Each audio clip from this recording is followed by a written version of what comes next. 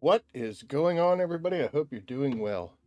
We are not able to do an audio check today because somebody left his charging case for his headsets at work for my earpieces. So I have these, not a sponsor, Raycons. They're really light, really comfortable. They don't fit in your ear though.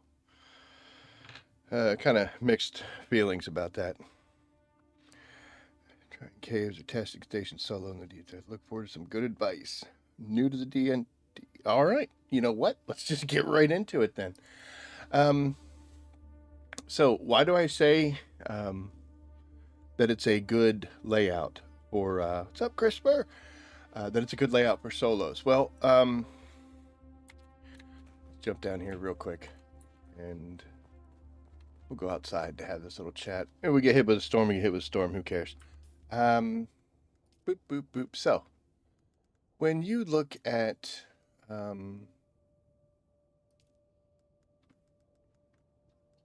let's go with weapons. Why not? That's where we're at. Excuse me.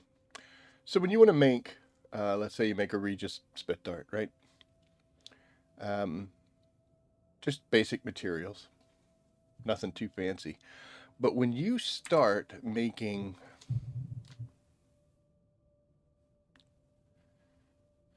chaotic, when you start making these purple ones, right? Because they're better and they're stronger and they're more awesome, and especially when you start doing the graded stuff. And when you try to repair things, you need a couple items that you may not have readily on hand. And that is... Okay, so see, I'm going to fix my suspension belt, which is really low. What am I doing? You just need some aluminum and some cobalt. That's not hard, you know? You get those. Here for my Dune Watcher, if I were to fix it, I need some plastanium ingots, which they're not that bad, especially now. Some spice, you get that. Then you need this crap, this spice-infused plastanium dust. So these higher grade items need this material. Where do you find it?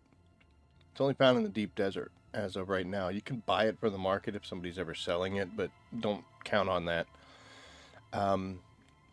This is a hard item. When I was first getting into this phase and started making some of these really cool things, I had a still suit that I made and I couldn't repair it because I needed this and didn't have it. So I had to look up, where do you go to get this? You know, like, holy cow. And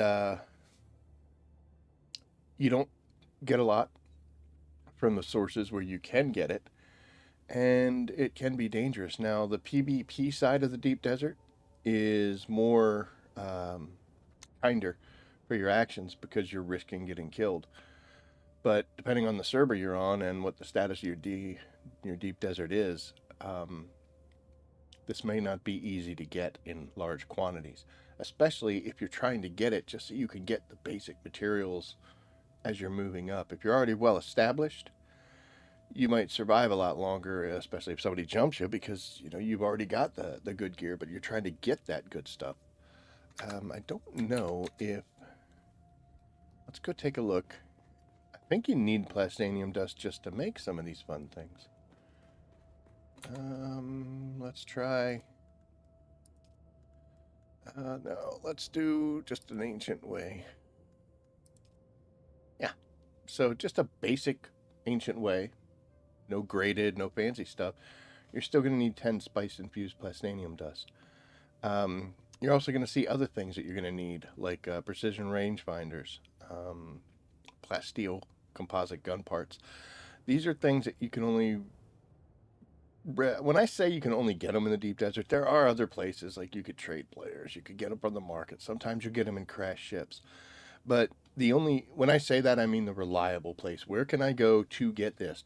Where do I go to get a chance to get it? Where do I go to get this? And specifically, we're focusing on this plastanium dust. You can see I have none. I do have some, but I have it allocated for something. So it is set aside. And right now, if I tried to repair something that was this purple legendary cool stuff, or something that came from a cool schematic pattern, I can't because I need this. This was one of the hard things for me to get as I first, like getting into Plastanium, you really don't need it, but going beyond Plastanium level, you definitely do. And we're going to take a look at some vehicle stuff here real quick. Whoa. So let's say you're making a nice little Mark 6 Thopter, right? And you want to make a set of wings. That's cool, you know, Servox, cobalt paste, need some Plastanium, decent amount of spice, need some industrial pumps. But if you wanted to make the really cool Albatross ones, here we are again. It's virtually the same thing, it's just added some Plastanium dust. So, I remember I was talking, well, I remember because it happened like 24 hours ago or whatever, but in my own guild's discussion, the consensus is that it's kind of a crappy desert layout. And for veteran players, people that are already pretty well established, I agree it is. But for those who are just trying to get started and get into it, this is a great time. We are going to go out and go to the caves first, because they are the easiest thing, and then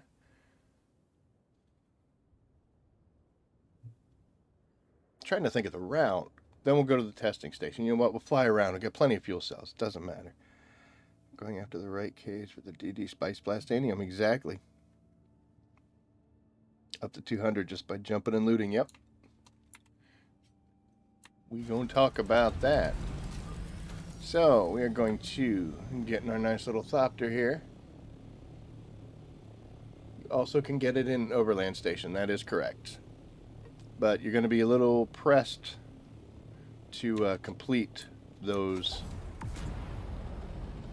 if you're not already decently equipped. And like I said, for veteran and established players,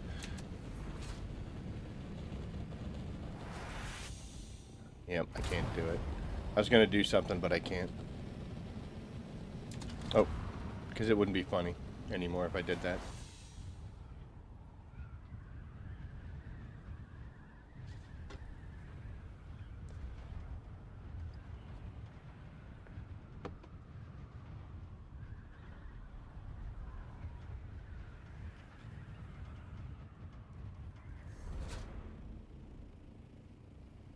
You know what?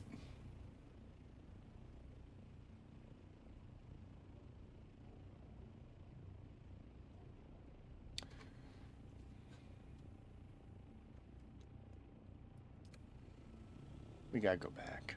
Sorry. We have to go back because I'm kind of rolling out here with some advanced gear. And it's going to make it look like it's a whole lot simpler than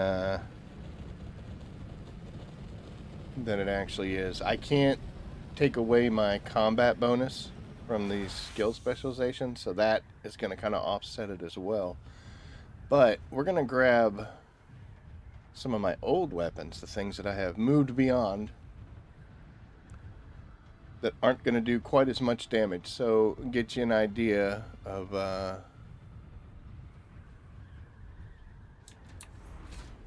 what we're going to be facing. So let's see, where's the best place? Tell you what, we're going to go old school. Check this out.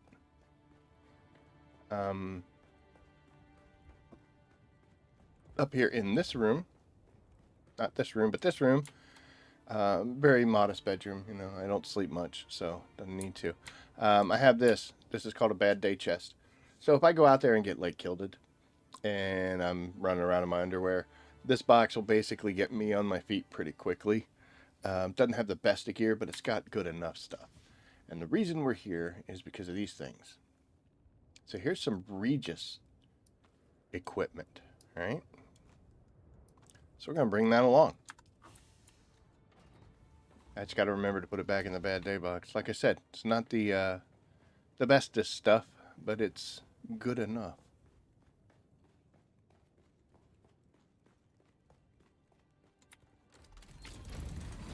Okay, now we're ready to go.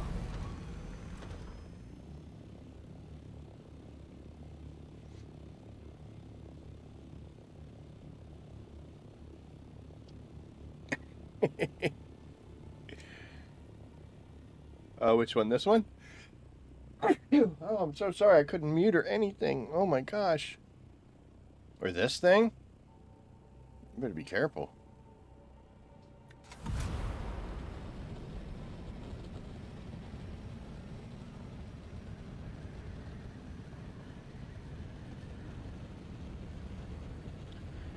It is concernedly, if that's right, concerningly warm in this room.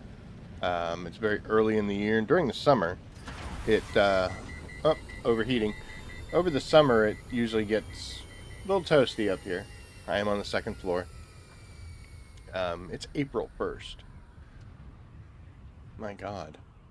Are we already that warm here?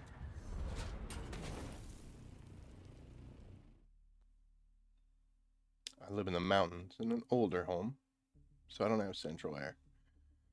And I do have an air conditioning unit. It's in the window. I can't bring myself to turn it on right now, but when I do turn it on, it gets noisy.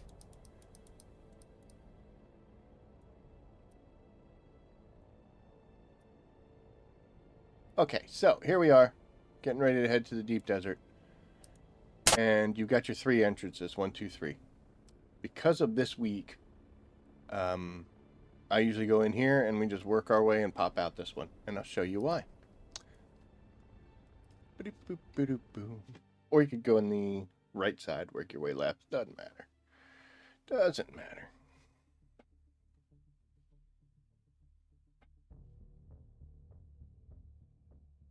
Right? Meow meow. Meow. Meow meow meow. Meow meow meow. Don't knock that over.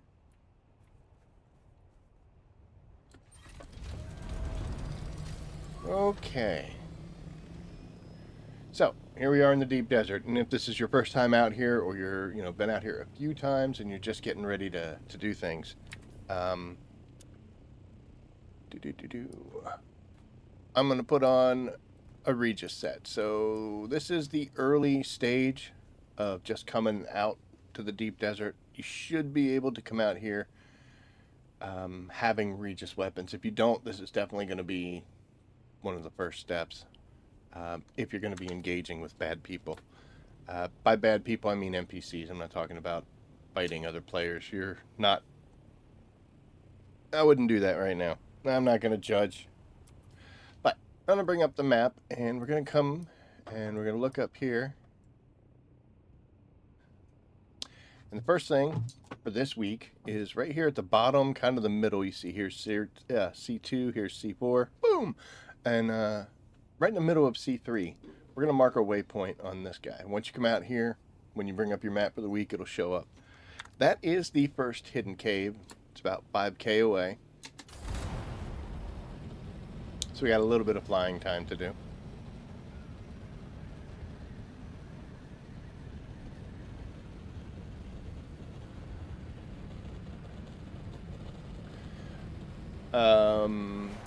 Sorry to interrupt, but whenever you see somebody who goes that extra mile and takes the time to be creative, you need to champion them.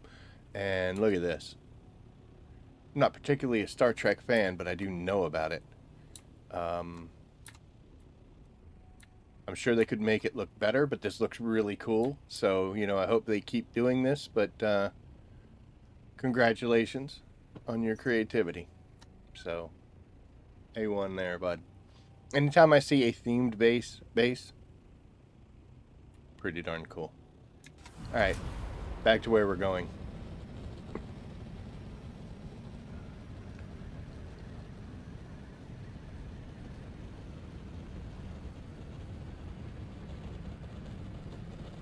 Yeah, I don't know whose base that is, but I'll give them a shout out.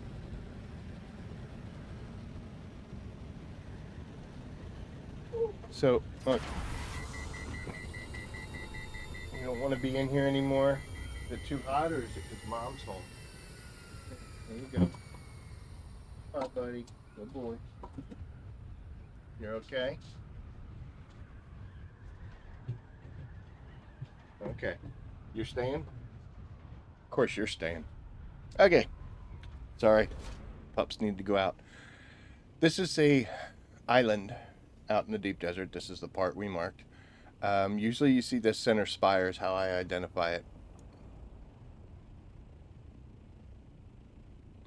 Worm being angry. This is where you're going to find a hidden cave.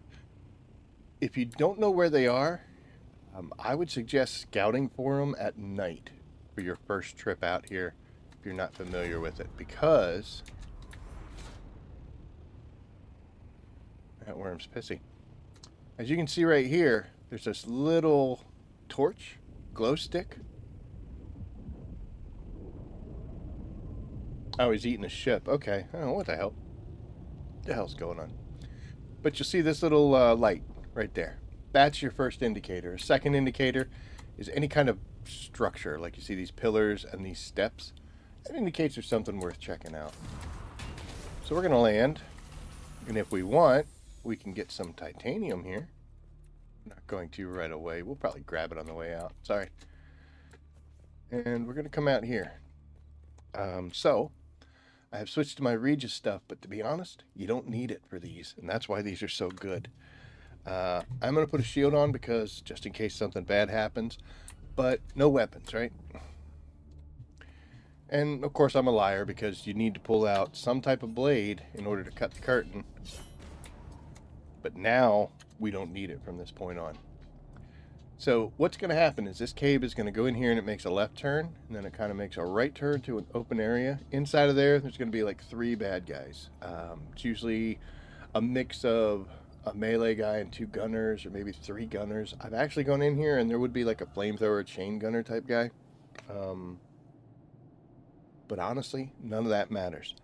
All you need to have is your shield and a suspensor belt that lets you get some height. And of course a battery pack. And a knife to get in and to cut the curtain up here. But we're going to come over here to the left. And we're going to come over here to the right. And you see this big thing right here? This little overland little thing? This bad guy right over there. He's not mad at us yet though. We're going to jump up and land on this. Now he's mad at me. So you got 2 boxes in here. This one has some plasteel blade components, which are good for making higher edge swords and stuff. Maybe you need these pumps. I don't know. I don't pick that up. I don't need this stuff. If you need it, grab it. But this little constellation chest is why we're here, because look at that. So we got 10. And here's a set of hook claw gloves. They make it easier for you to climb. I don't like climbing. In fact, the only time I climb is when I've screwed up. But this might be better than what you have on. So, you know, grab it. You can usually get decent stealth suits. Compact compactors come out of here. You can get some fun stuff. We got some more blade components and more blade components. Ballistic weaves for armor. Improved Holtzman actuators. I'm going to go ahead and take those hook claws. Now, they're angry with me out here. You can hear them yell, and sometimes they'll throw grenades. But we're just going to come out here. Done.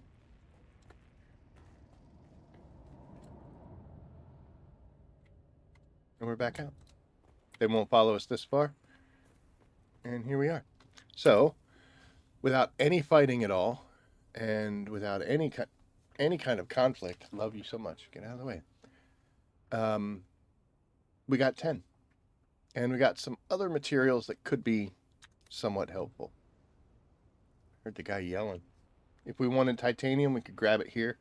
I do not have a Thopter that has storage. We're going for speed right now. Done. Back to the map, and we're going to come up here. As you can see, I've already gone this way. But right up here, in the very corner of D6 this week, there's another one of these caves. From that chest, you can get anywhere between... I think the lowest I've ever gotten is maybe 4. 10 or 11. It's possible as a higher end. Since there's 3 of them, you're going to get anywhere between, let's say, 10 and 30. Depending on your luck.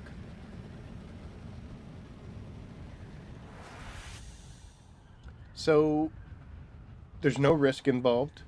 If you have to fight them, it's going to be a bit of a fight. These are PvE NPCs. So I'm going to actually go to this next cave and I'm going to get into a fight and give you some advice on what you should do and how you should do it. Assuming you have Regis gear, the drill shot probably won't come in handy, but the spit dart will, and the rapier will as well.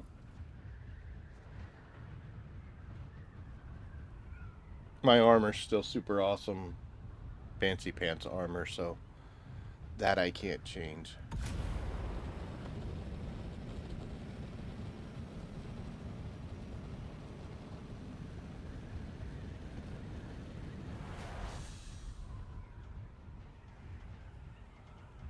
So I can understand why amongst, my guild, we're advanced level players. I can understand based on the rest of this place why it's not the best. And I agree, because I've kind of just moved on from that part of my life. But in the early days, this would be a godsend, and I would be out here all the time. This would be a good time to build a base so you could get some plastanium and some spice, speaking of. And when you're not doing that, run these caves, run this testing station.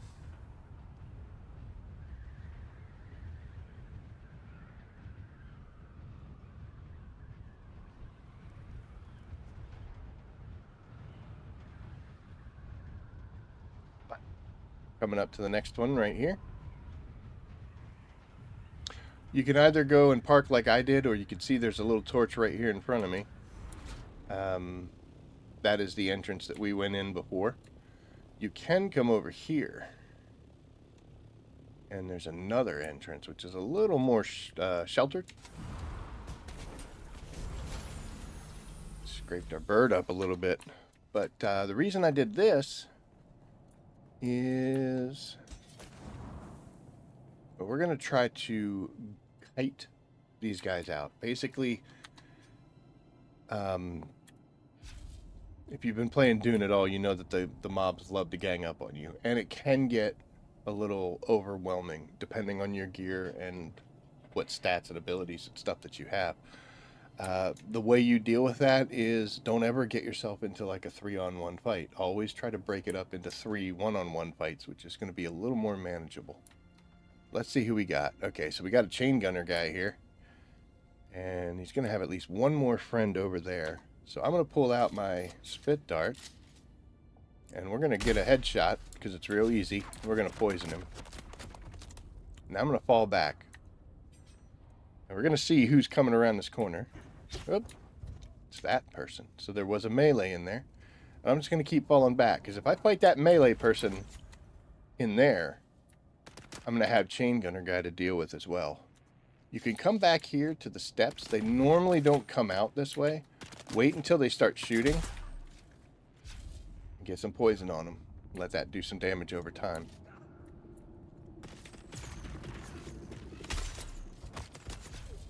Take your shot and then dodge because your shield's dropping. Oh, look at that. He healed himself. Didn't have any bullets. Alright, so now the gang's all here. So here's all 3 of them. Oop, I hit the steps. Put some more damage on that guy. There we go. He's not dead, though. He is now.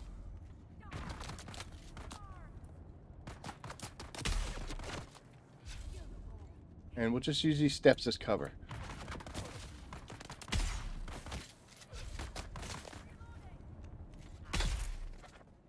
Next one's gone. So now we just got a poisoned chain gunner to deal with. The fun thing about these guys is they're just really bad at aiming.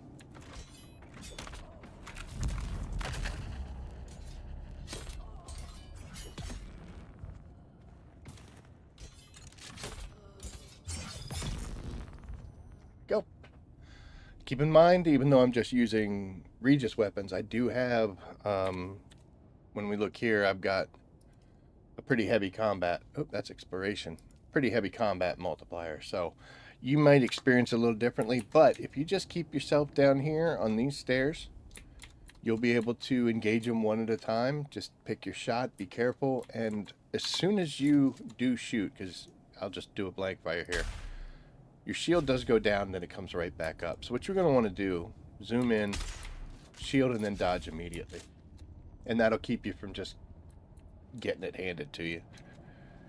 Dude, I think a lot of people are not trying anything elaborate with their bases because of the server mergers that are on the horizon. It's possible. I haven't seen any on my server, but I did see. How goes the hopping from server to server? So we've kind of stabilized here. We're going to see how things go. Mixed reactions so far. Oh, there's one more.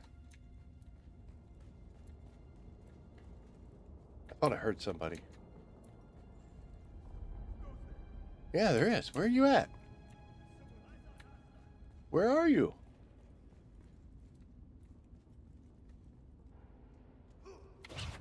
There you are.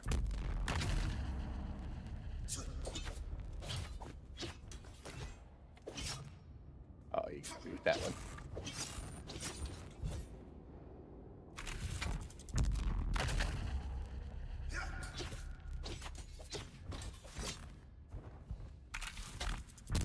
With the rapier, if you wait till they start heading towards you, you can do that.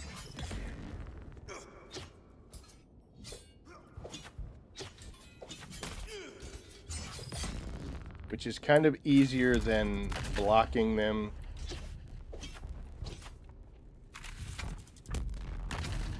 And learning the in combat parry. There we go. Okay, now everybody's dead. Good lord. So the same thing as we did in the last one. We're going to come up here and break this open, and there's 2 chests. Sometimes you can't get that one because you didn't get this one, but it's just a visual error.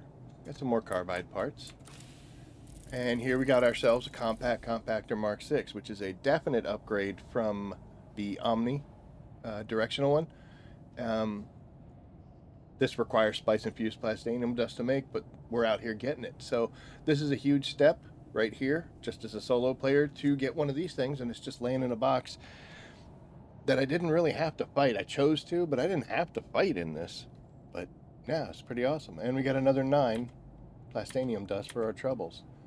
Plasteel composite armor plating is great for making new steel suit or new light or heavy armor. So you're going to need that. We got some more blade parts, even more blade parts, more ballistic weave, and gun parts. So we're getting a lot of the things, not all, but a lot of the things that we're going to need to make super fancy, awesome stuff. I'm going to leave the EMFs and the micro sandwich. I just don't need it. Inside of these rooms, if you do decide to fight and kill them, there are smaller chests. Probably won't need this salvage metals laying around, but there are some other good things in here. I'm again leaving those behind. There's a chest there, and then there's one down here. Some more weave and some more blade parts. And then we head out.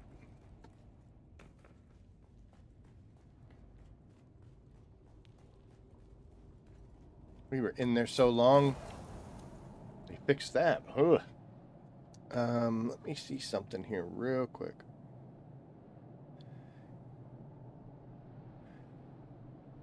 Yeah, the Mannequin Manor. That's where we're actually going to be heading right now. I'm not exactly sure where it is. I think it's closer to me than it is far away. Oh, we kind of are. No, it's actually on the way, so that's good. C7. So let's bring up the map. Shoop. The next island that we want to go to is this one right here. And this is over in B9, and it's the exact same thing we just did twice. So, you know what? You can just run in there, do it, and go. But in C7, which is right here, I think, let me check and just make sure. Yep. This will be a testing station. And we're going to do that as well.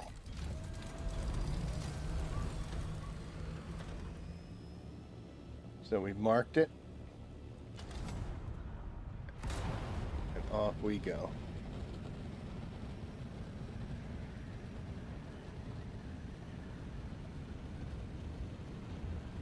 The key point out here is when you come out to the deep desert, your Regis equipment is barely going to get you through.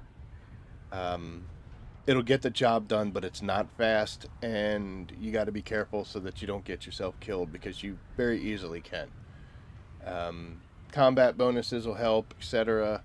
But the key here is you really need to start getting better gear. And it's kind of hard to get better gear when the gear you have is letting your ass get handed to you every place you go out here. So this is kind of like a little bit of a baby step type situation.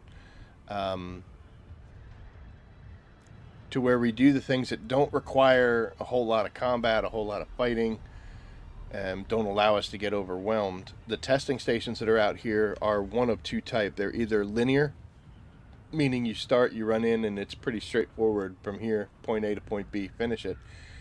And then there's the ones that are like, what's the word I'm looking for? It's where you have waves of bad guys that you has to kill. And they progressively get harder, a little stronger, and more of them. And if you're not geared up properly, that could be problematic. The one we're heading to right now is called Mannequin Manor, and it is not hectic. This is actually one of the better ones to do in the early days because it's very linear. There's no wave after wave of bad guys, and you're able to control yourself and the bad guys in a way that lets you kite them, separate them out, get rid of them, and it makes it manageable. And the stuff that you get in here is going to help you build the things that are going to make this easier, make anything else in the PvP road that you do easier, and then eventually the Overland Dungeons, when you start going in there for super cool, awesome, advanced pieces of equipment, you'll get them there. So somebody has placed a beacon down. If you don't trust your abilities and think, oh man, I'm not going to make it through this, it's a good idea to bring a respawn beacon, drop it down. If you're not familiar with testing stations, I would definitely bring one and plop it down just in case. But this one is probably the least likely for you to need to have one. If you do, don't worry. You're here to get better gear. If you're getting killed, then you need better gear. So you're doing what you're supposed to. So this is why they call it Mannequin Manor, because there's a bunch of the target dummies and stuff. Okay. So when you look in here, this is, I guess, the first room. But there's no bad guys. There's just a bunch of decorations. In this second room here, as you can see, there are bad guys. So there's 3. Don't quote me on that, but every time I come in here, there's 3. We're going to start off with the Stibit Dart. And I want to look for a melee guy, because he's going to have a shield, and I would like to get him poisoned. That is not who I'm talking about, but he's coming around the corner here. So you can see we've got at least one regular dude, just a shooter. And then, oh, there's another shooter back there, him being sneaky. And then one melee person. So we're going to get ourselves positioned. I think we missed him, so we're going to have to catch him when he comes across. The reason I'm waiting is because, yeah, we could put a bullet in him and get him poisoned, get that damage over time started, but he doesn't have a shield. This melee person does. And that shield's going to go up as soon as I shoot my first bullet, whether I hit him or miss him. Oh, he's way in the back now. Think I can hook that shot? No. Missed. Okay, so once you do your first shot, now they know. I have a Dune Watcher, which means I could poison them through shields. So that's kind of cool. But now I'm going to back off. Because Melee Boy here is kind of upset about what I just did. He's feeling a certain way. But this allows me to separate him out. I don't even have my shield up. Look at me being all... Don't you heal. You don't get to heal. Come on.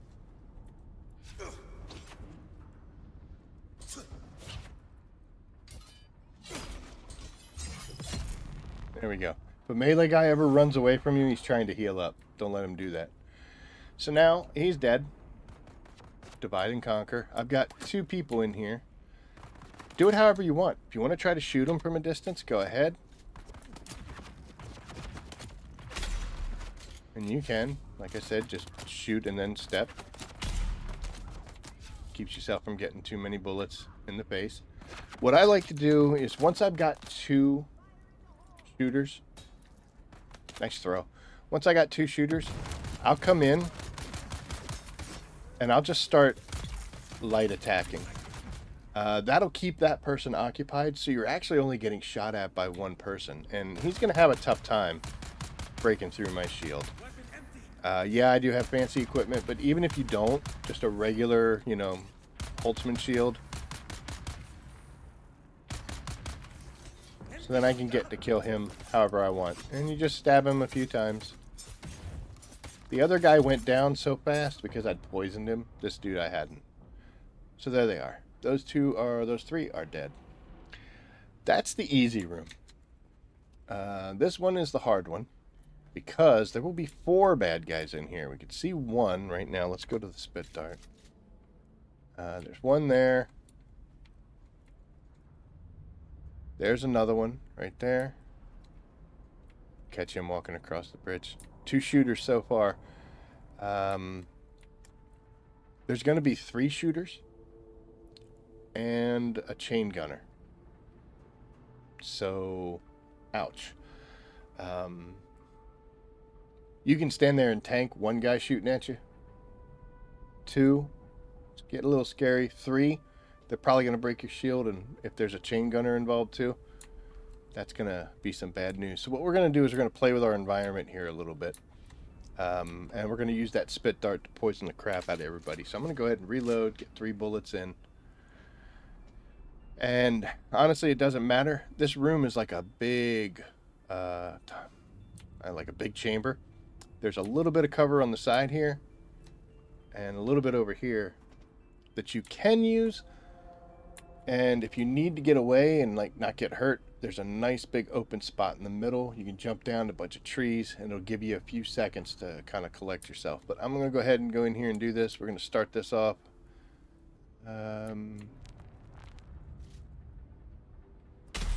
That guy, because he wasn't paying attention. He's got a job to do, and he's not doing it. So as you can see, I come over here. There isn't much cover, though.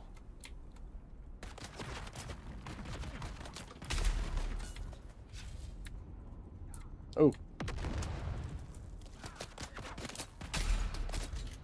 Shoot and dodge.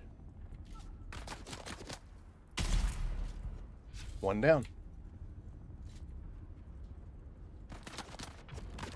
Next up is this guy.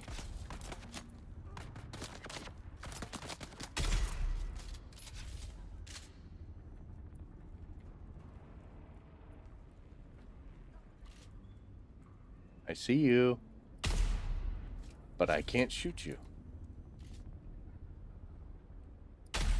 Oh, there we go.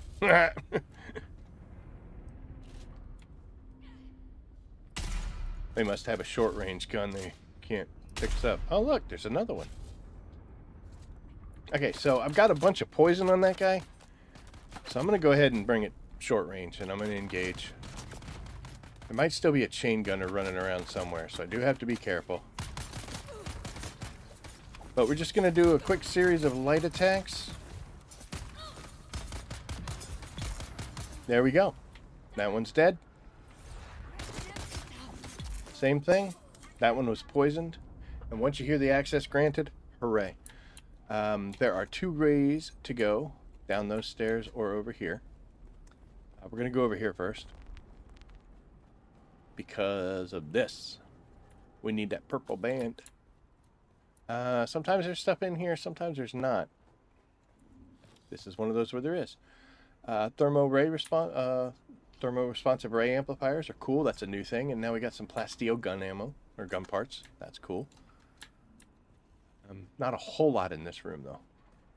But once we pick up that purple ID band, it lets us go 3 different places. The first is down here, to where there's a, not constellation, but at least a bigger chest. Got some schematic patterns for stuff down the road. We got some more ray amplifiers, which are cool. Now here's some atmospheric fabric. That's going to be part of advanced armor. Irradiated cores. We got some still tube, improved tubing, and overclocked power regulators for weapons. And there's some water if we need it. So some decent stuff that you're eventually going to need. You may not even know you need it.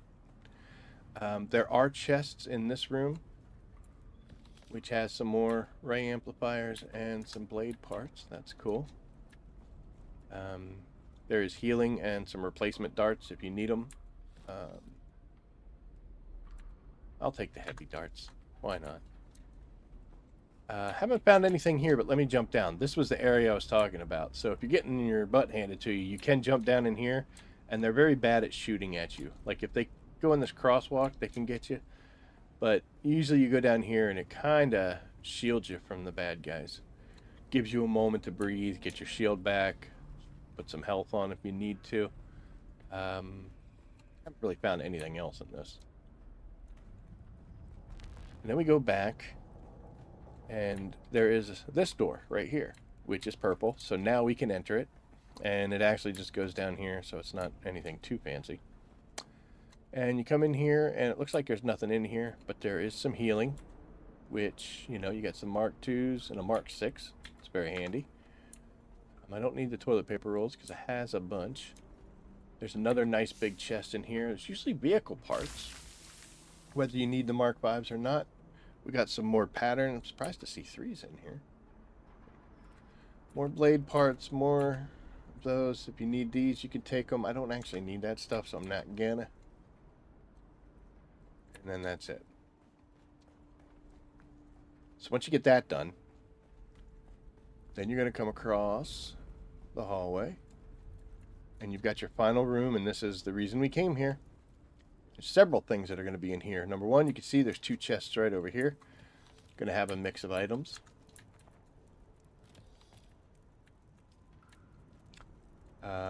There is going to be, the first time you do it, there'll be some intel points, which is always handy. That helps you do some of the research you need to do. And then, of course, there is this chest. Somebody's already been here and opened it, but we're going to grab ourselves 11 more plastanium dust, which is sweet, and a set of the forge gloves. So this is fancy stuff here. It's ungraded, so you're not going to be able to do all sorts of cool advancements on it, but it is called Mannequin Manor, Hamish, and it is out here in the deep desert in C7, and it's not bad at all. Very linear. 3 guys in the first room, 4 guys in the second room. Access granted. But yeah, so forge armor, if you look at the stats, I can't move the mouse, so we're just gonna have to follow along with me here. There you go. It's got an armor value of 146 for a pair of gloves. So the question is going to be, what are your gloves? If yours is anything less than 146, if yours is 100, this is an improvement. Your dash stamina, it costs a little bit more because this is light armor, so it makes sense. But you're going to get some bonuses for energy mitigation, fire, blade, and poison.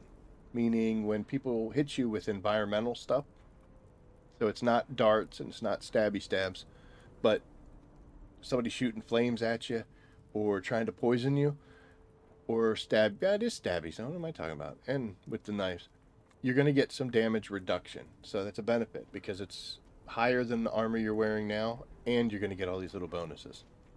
And this is one of the best sets to do, like the fire Overland Station, because of the fire mitigation, as well as the poison. The energy's not that much, but that, if you look, It's what I'm wearing. I'm just wearing the grade 4 version of them. I need better sets. I need more variety. There's other things to do. I want to have power harness. I want to have the X cores and stuff, but that's for another time. But so we get a piece of armor that you might need, and again, some more of these raw materials. And that pretty much does it for in here. Another thing that could happen is you could come in here. I'll take 4s and a 6. Don't really need 2s though. You can come in here, and if somebody does this and they grab stuff and they don't want it, they may drop it on the ground. So you may come in here. I've done that before, where I came in and there were forge armor sitting on the ground like a chess piece, and I'm like, I already have a chess piece, but I could use a second one in case something bad happens. So sometimes people just drop things if they're running a little heavy. So you could also find that. If you spend too much time wandering around and yapping while you're doing this, the bad guys will respawn. So you have to be careful. And yes, they could respawn just as you're running by. I've had that happen before. We're going to go to one more cave before we head out, and that'll give us our total, but it's worth saying now that these chests are on a respawn timer. So you can't just run out, get to the entrance, and like once it's, says you're out in the deep desert, turn around, run back in and do this again. The enemies will be there, but none of those chests will. It's on a timer, but it's not a sensible timer, meaning it's not based off of me. So I just open those chests. It's not 45 minutes from the moment I open those chests, those things are going to be open. It's on a server-based change. I have been in that room, opened the chest, got stuff, was going through, throwing things out because I was built so heavy, and it spawned the chest, and the little image appeared above it. I'm like, what the heck? I walked over and was able to draw from it second time. So literally I hit that server reset time just at the perfect moment. Did it once, have not been lucky enough to ever do it again. But it does happen. So what I would suggest is you come out here to the deep desert, you do all this stuff, and then you go do some missions, some other things that you got on the menu. Not far. Couple other things you want to do. Go do some spicing. Get some plastanium if you stay out in the deep desert. Do whatever, and about an hour or so later, come back and see what's going on. You can run this over and over and over again.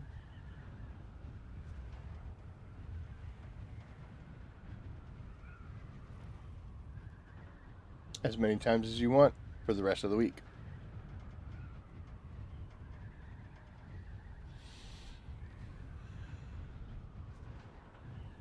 I'm just going to do the run through on this one. I'm not going to fight this one again. And like I said, I apologize that I can't take my combat bonus off, so I am doing extra damage.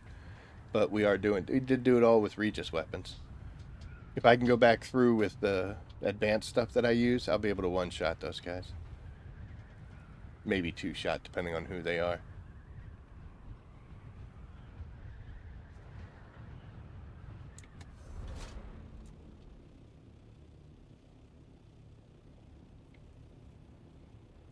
Right here.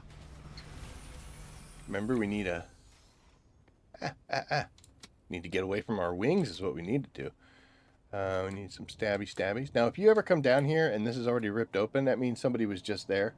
There's two things. Number one, they went in, they killed everybody, and you can go in and get the chest, all of them, without ever having to deal with anything. Or they went in, they did a quick run through like we're about to do, and then they took off running, so the bad guys could be anywhere.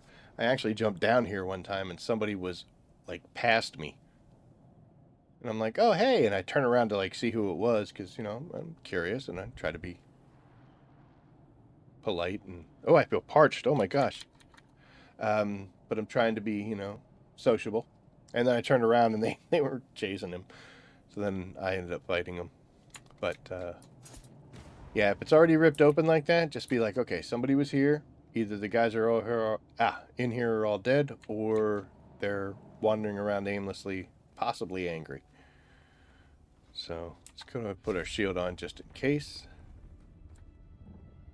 Simple jump up. We don't care that they get angry. And we'll take those. And here we got a Wayfinder helm. Again, if it's better than the helmet you're wearing, make it, put it on. We only got 5 this time, but it's okay. Got some more fluid efficient pumps and a lot of gun parts. Alright.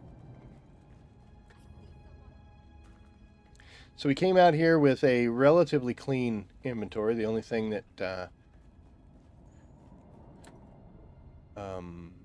only stuff we had would above a certain line. So let's take a look at our take. This is where we switched our weapons over. So this was added in. I didn't even realize I picked them up. That's probably from Stabbing Curtains. We got 8 plasteel composite blade parts, 9 fluid efficient pumps. We're coming out with 35 of the plastanium dust, 10 of these carbide blade parts, 8 fabric weaves.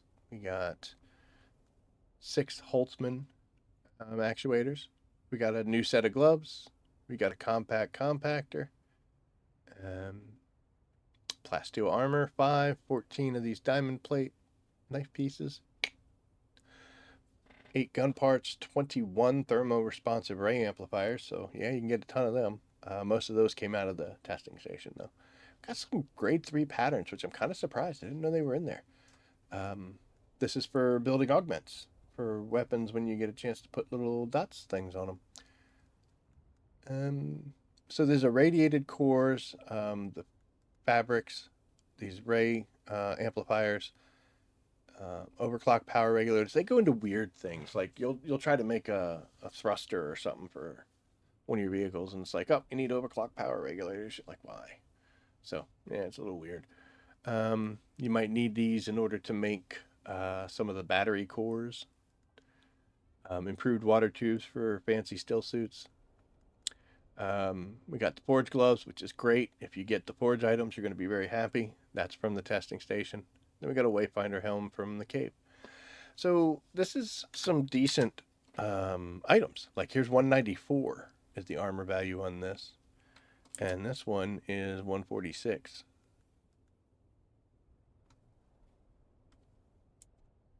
And the hook claws are 146 as well. To put that into kind of perspective, like I'm at 218 on a grade 4 set of forge. What forge did I get? I got gloves, right? Yeah, so the basic forge gloves are 146 and the super awesome level 4 ones are 218. So yeah, that's an improvement of like 70 something, but you know, grade 4 up to 70, 146, nothing to laugh about. And we didn't have to do anything. Like, the only fighting we really absolutely had to do was in the testing station, but it's one of the better ones. So that was super cool. From here, we're just going to head south, and we're out of here. This is the point where you go back to your home base, drop this stuff off, or a deep desert base if you have one.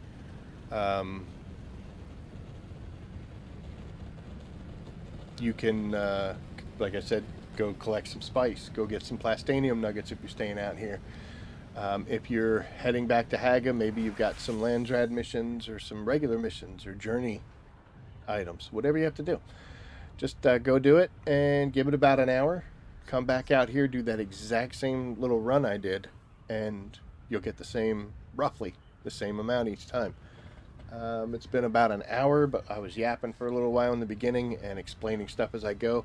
Could probably do that full sweep in, depending on how well you fight in the testing station, maybe a half hour. That includes everything. Flight time. You could do all 3 of those caves in 10 minutes because you just fly out, land, run, jump up, cut a curtain, grab stuff, off you go. So this is one of my favorite, I know this was my favorite setup when I saw this with the Mannequin Manor and multiple caves. For a long time, I didn't even know caves gave plastanium dust, so I was literally just farming it from the testing stations, which was some work. But it got me where I was, and made life a little better.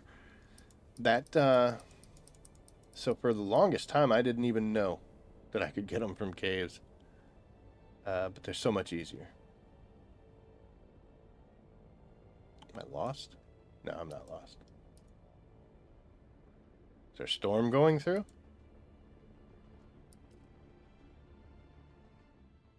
Buddy hanging around.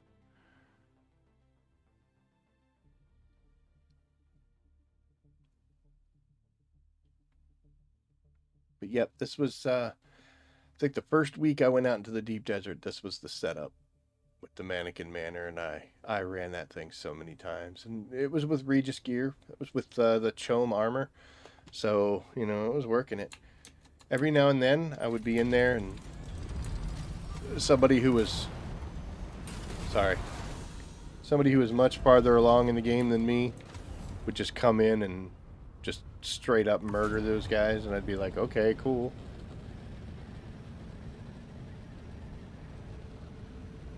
I was just along for the ride.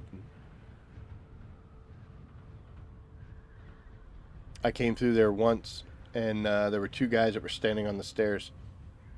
And I'm not trying to be fancy, but I could tell they were lower leveled players just by the gear they were wearing.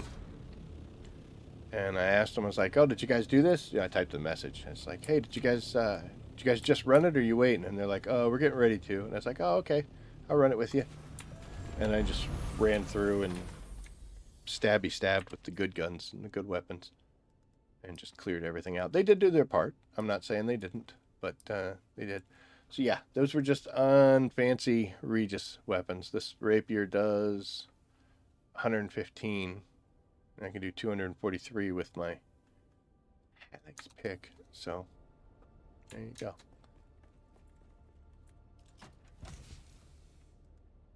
And this is my dump boxes. This is why I don't collect those things. I have so many of them.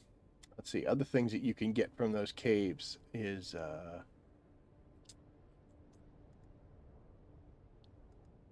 think you can get this. You can get a Walker Sand engine. I know you can get the Mohandas bike stuff. I don't think the soft step boots come out of it. But the biggest score out of everything here is definitely this compact compactor. If I was in the position where I was just starting to do this, this is great. This is huge. Gives you the bigger collection area, makes bigger piles, less worm threat. It's great. That would be what I'm super excited about. And I'm gonna drop doing this, and I'm gonna come over here somewhere. And I'll let you know, because you're wondering, did you really do that a whole bunch of times? Yeah. Yeah, I did that a whole bunch. That's where they all came from. Maybe one or two might have come from Landsrad, because I did get a bunch from Landsrad as well. My first full set of forge gear came from that, running that testing station, so... And I'm just going to put all this stuff in the dump box for right now.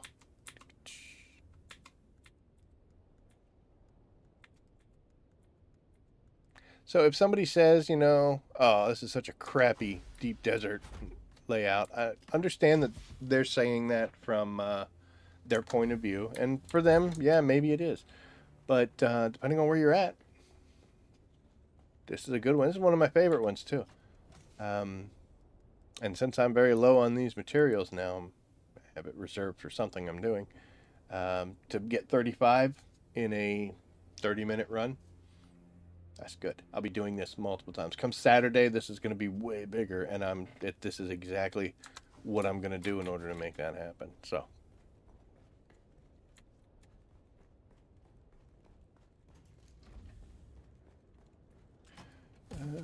I can only put one more thing in there.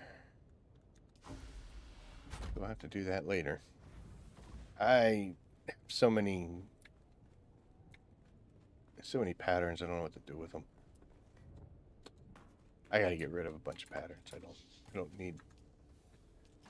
need the stuff I have. I keep these just in case I'm gonna be making stuff. Who knows? Whole lot of these, huh? Alright, there we go. All I gotta do, oh, I remember, that's why I was going over to the bedroom. I gotta put my, bad day chest stuff back in.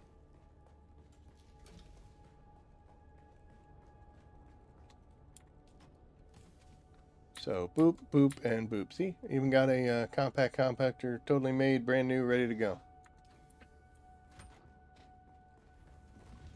The compact compactor, for those who are serious about collecting spice and flower sand.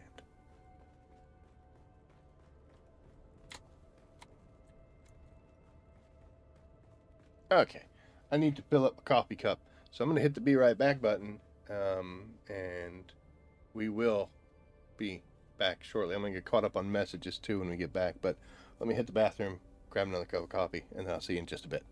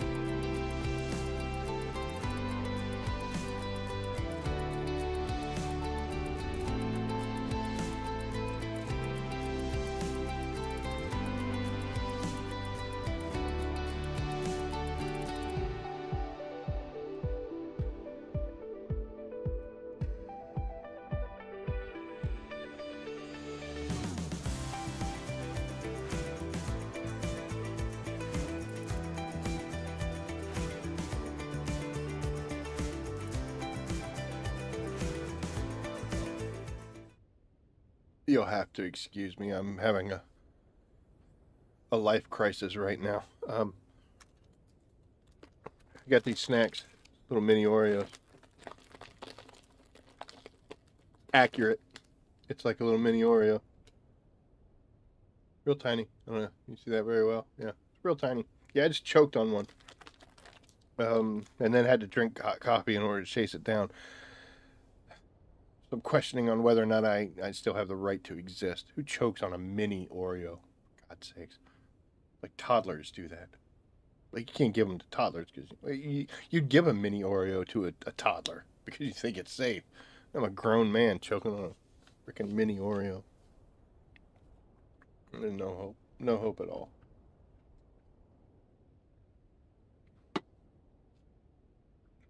Still having some issues.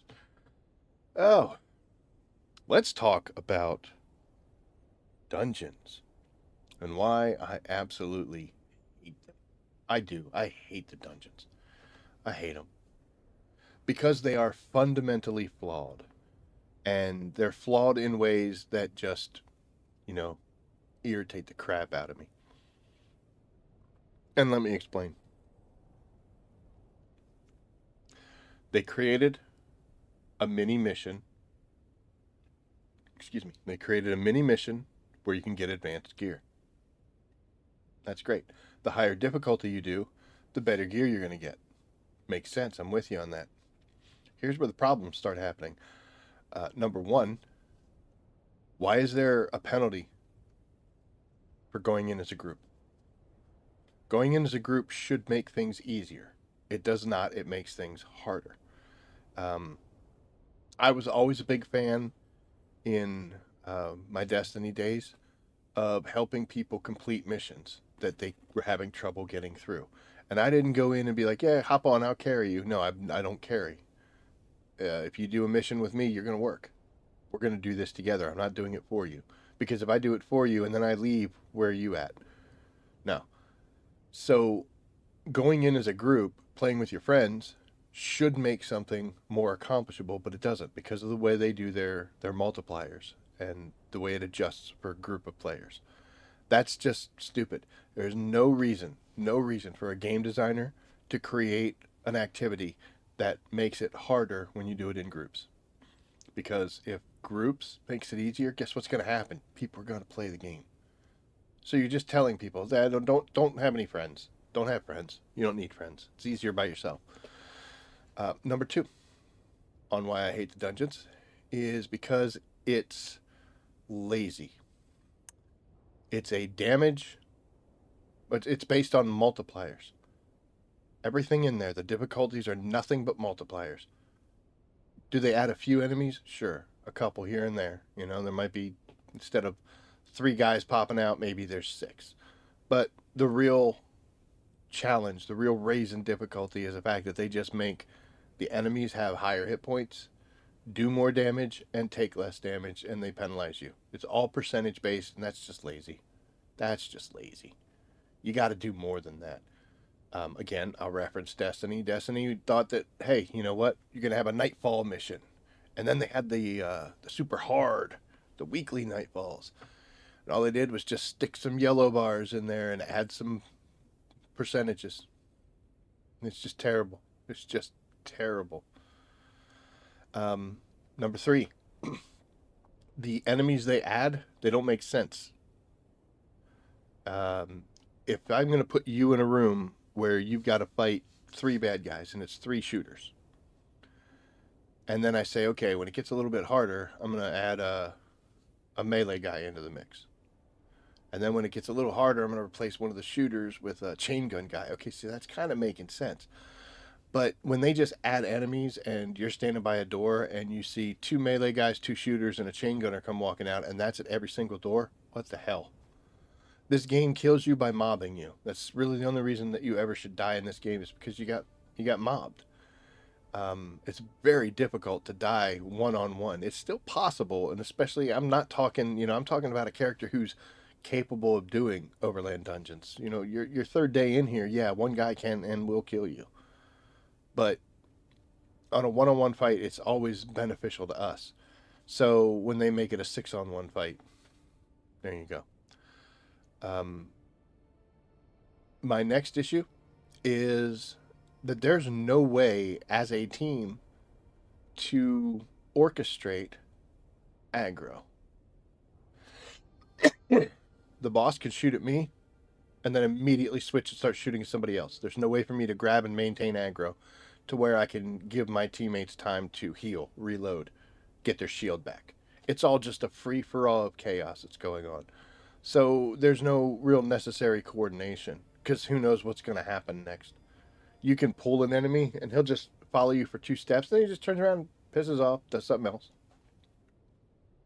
That's terrible.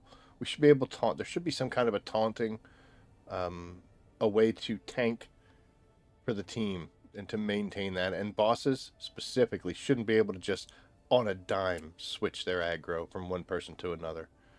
And sometimes they just stay on one person the entire fight until that person's dead. I've been the fire person. For some reason, I did something.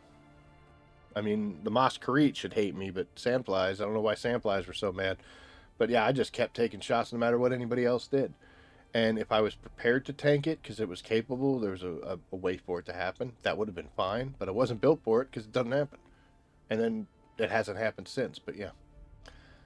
And then my final complaint is that well, I have two more complaints. So my next to final one is that the rewards don't equal the effort that you're putting into it. It just doesn't.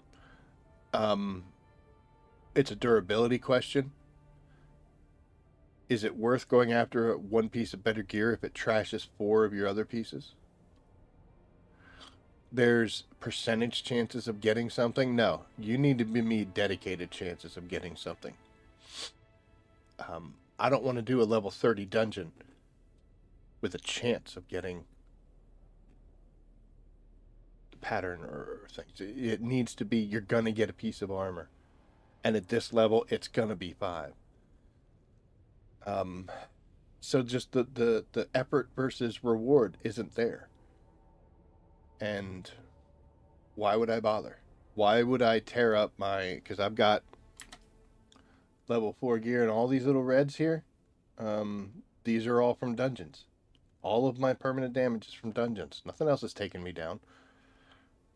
So it's all from dungeons. And what did I get out of it? I got like a level 1 ancient way. I've got a level 4 already. What are we doing here? And then the final complaint that I have as far as the dungeons. There's no reason to go beyond level 20. If you have an activity that you can go all the way up to level 100 difficulty and no one sees the advantage of going above 20, you did something wrong. You did something wrong. The reason people don't want to go over 20 is because at 20, the rewards are good enough and it's completable enough that it's not taking a whole lot of time. You're pretty well set to get through it. And I know, maybe you haven't gotten to 20 yet. Once you get up to a certain point, you get used to it, you're geared better. Level 20 is doable. And you'll get it done. It's a better chance of surviving. It might take you a little bit longer, but you'll be able to do that 3 or 4 or 5 times in an hour, whereas doing a level 30 takes you 30 minutes or 40 minutes and you may not even get through it. So why is it up to 100? Who cares? If the majority of the community, and even, solid players better than me, better than you, people that are doing this professionally and this is all they do and they're years and decades of gaming behind them, if they're saying I'm not doing over 20, there's no point, you got an issue. The math's not there, and it creates a situation where you've got all these different levels that don't matter. So that's why I hate doing the dungeons. For the most part, this game is relaxing for me. I like to just kind of sit back and do whatever I'm doing. I can get a sense of accomplishment by going out and farming a bunch of materials, by having something that I had very little of, and now I've got a good amount of it. It's great. But the dungeons just are terrible. And I think one of the key points to that are the exploits. Everyone's doing the exploits. Because it's just not worth doing it the legitimate way. And that should tell you have a problem. That should tell you have a big problem. They need to rework it. They need to sit down. I can only assume, and maybe I'm like making fun of Funcom here or picking on them, but it just seems to me like they were talking about these dungeons and they had their big meeting and it was going on and people were coming up with great ideas and great enemies and let's do based on different all that stuff. And then when they got to the point of discussing difficulty, it was really close to lunch and they'd already ordered and it had arrived and everybody's just thinking, dude, our food's getting cold. And then somebody was like, why don't we just do percentages? And they're like, yeah, that sounds great. Let's go. All right, boom, break for lunch. I'm sorry, Funcom. I love your product. I have so much fun. I've got 1,500 hours in this game. I'm streaming its content. I love it. But the dungeons are just not it. You screwed it up. You did poorly. You have sinned too much. And that's my thought. So I'm not going to do them. I might be coaxed into doing them every now and then. I don't normally like to do exploits and glitches. I have done them, but it's not. I kind of like to play the game the way it is. 100%. I don't want to do a single dungeon the way they have it laid out. I don't know. I'm not going to waste my time. I don't want to do that. I would rather find a way to crawl outside the map and get a piece of gear that way than even remotely spend all this time. I mean, I would call this too many button pushes. I've got pretty mid-level gear as far as the grand scope of like basic and then advanced stuff. I've got level 4 forge armor. Not the best thing for the dungeons, and some of them it's really good, but I've got very few augments, so they're not augmented. I've got 2 augments on a level 3 Hallex pick. I've got just a basic penetrator because, again, we still can't get this. I do have a nice little Regis triple shot. Don't have anything on it. A level 5 Dune Watcher, but don't have anything on it. So I would consider myself real mid-gear. And my lead-in is going to be this Hallex pick. Why do I have to stab the boss like 76 times in order to kill him? When all he's got to do is hit me twice. And he always hits me twice. When I've been in the boss fight with little electric boy, if he downed me, I never got up. I never was able to get up. Because his next shot, whether it was that big pull blast or even it was just a little blast or whatever. No, so great. I'll just respawn with some durability damage and I'll watch from the other side of the force field as my friends try to get through it. It's just terrible design. It's just terrible design. They need to rework these. They might be able to make it bearable if they were to change the math. But there are still some seriously fundamental issues that require, taunting and boss aggro, enemy addition selection. Like, don't add certain enemies because they aren't equal. Those things would require a lot more rework. But they could probably fix their math relatively quick. I don't know. Your thoughts? Oh, let's see what everybody here is saying. Bosses aggro the closest player, but do like to occasionally catch you at a bad time. The one I think is the interesting one is the knee charge from the poison guy.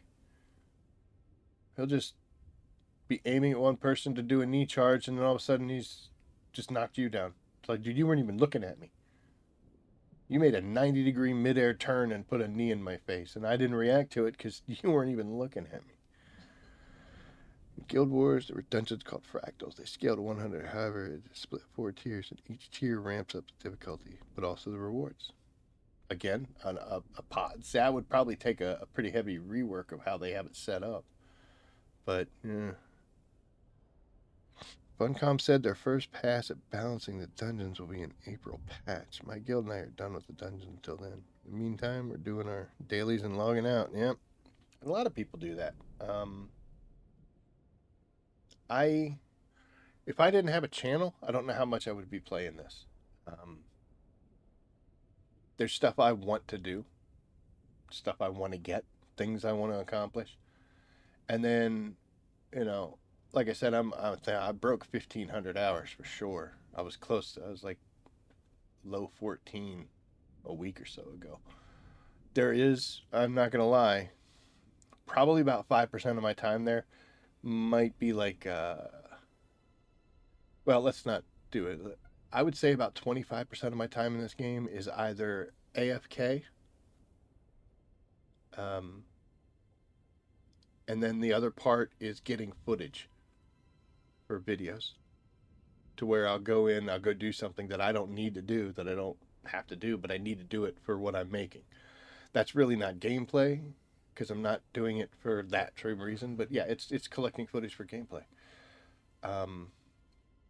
Because I'll record stuff as it's happening, and then when I start putting a video together, I'll be like, I need something that explains what I'm talking about here. So I'll come into the game and I'll go do it.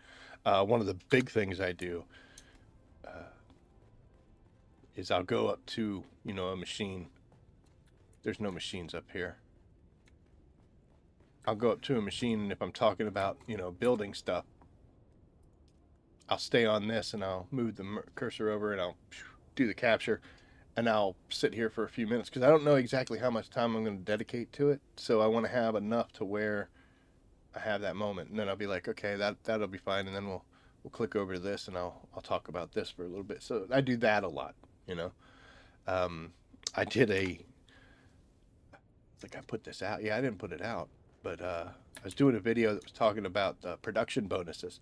So I came over here and I did a whole bunch of productions out of this guy, and I recorded the whole thing. So that was like 30 minutes worth of footage. So yeah, but yeah, I can understand how you log into your daily stuff and just accomplish a couple of goals here and there, and then just let it autopilot.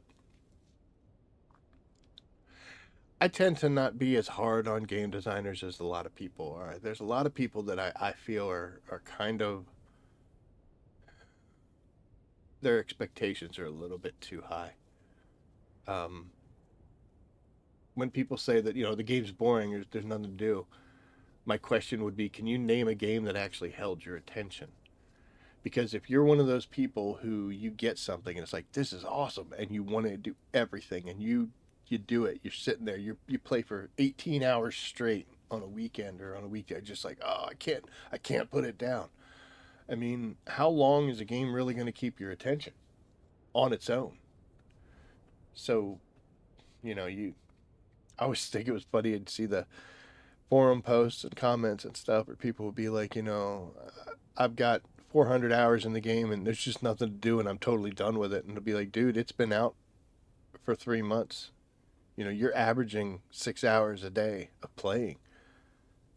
How can you complain that the game wasn't entertaining if you're playing it for 6 hours every single day since it released? And I'm from an old school type of gaming, so honestly, most of the stuff is amazing to me, but you know what? When you do a percentage-based difficulty change with one-shotting bosses that can one-shot you no matter what, now, I'm not going to stand there and stab a guy 40 times to where all he has to do is shoot me once. You're putting an undue level of stress in my life, and I'm not going to do it. I'll go out and gather spice,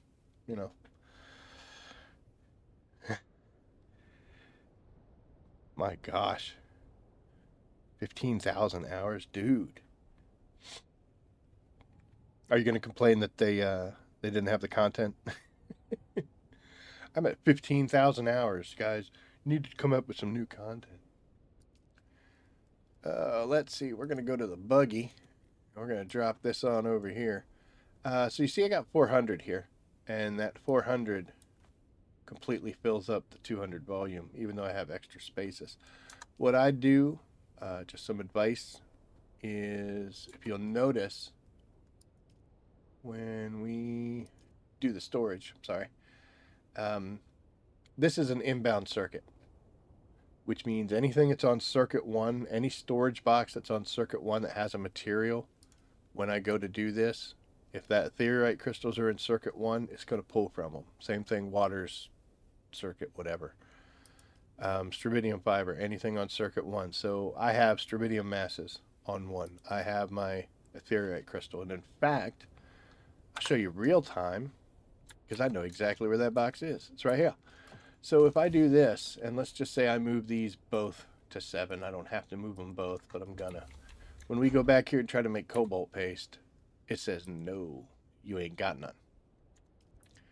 We go back over here and we'll switch this back to 1. And 1. And it'll be back. So now we can make cobalt paste again. But as you can see here, I have mine coming in from circuit 1, so everything, all my raw materials.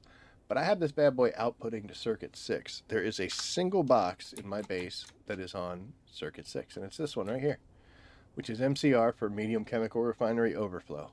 So if anything I make exceeds the volume of that, it's going to automatically stick it in the box somewhere. You would think that it would stick it in the closest box with space, but no, it does. I don't know the rhyme or reason, because I've had this thing overflow before I made the overflow box, and these two were sitting there the whole time and they didn't stick anything in there, and they got plenty of space. I mean, 6 out of 100, and I'm not even half. But it won't put it in there. It puts it somewhere. I found them like downstairs. I found them all over the place. So I created this box here, which is, and you see I've got 212 because I had 600 cobalt paste being made. And this one is set to circuit 6 and 6. So it doesn't pull from it, and the only thing it can input to 6 is my medium chemical refinery. Just a little something, a heads up for when you start making a whole bunch of stuffs. So we're going to stick that over there. Try to keep that box as empty as possible. I ended up doing a project that required a ton of cobalt paste, which is why we started making a bunch more. I actually took the buggy with my carrier and went and got all of this because I used every bit of it, so I had to go get more. Buggy refining is the way to go. My difficulty in doing the dungeons, a lot of it's up here, just because it angers me so much. So, fun times. But what I'm going to do is I'm going to start, as you know, or you may not know, depends on whether or not you watch my content. I kind of spread my specializations out because I wanted to have different things in different areas. 60, 51, 46, 28. Well, actually, let me read it right. So it's 46, 28, 51, 60, and 14. Combat's not just PvP, it's combat everywhere. And I'm at 60 right now. So I get 60% plus damage. Honestly, I'd have a whole lot better time in these higher level dungeons if this was 100. So that's what I'm going to be focusing on going forward. We're going to start getting this number way up. Everything else I'm kind of happy on. There are things on here that, you know, I kind of do want, but honestly, this is going to do me the most benefit right now. So we're just going to focus all of our efforts into doing combat missions, which honestly kind of sucks because when you look at the Landsrad stuff here, there's only a few missions and it's going to make you bounce all over the place. There's a way that you can make it so that it keeps giving you the same mission over and over and over again. I don't have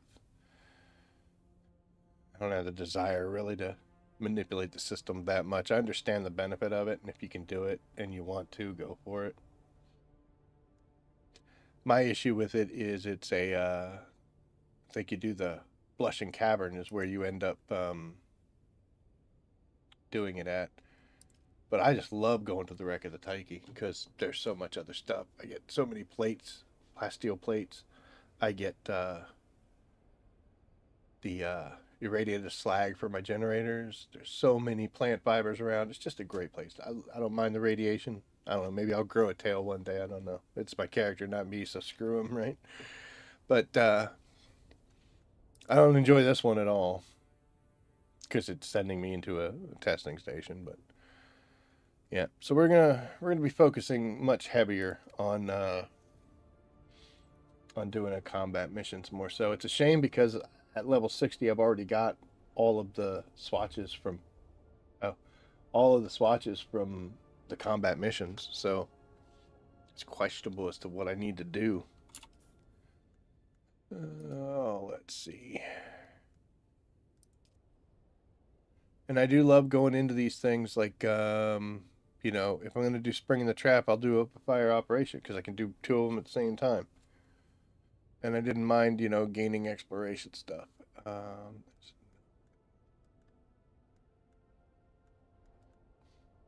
Heart of the Matter would send us to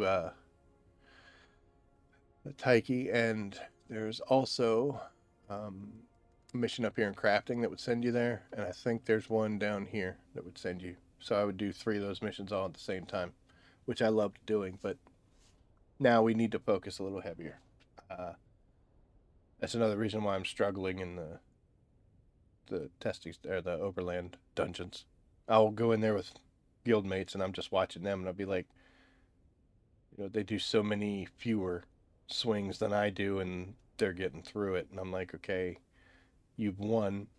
You got a higher combat specialization. 2, you've got better weapons and you've augmented and stuff. So it's just glaring that don't make. I'm not making an excuse. The dungeons are still crap, but I could be better.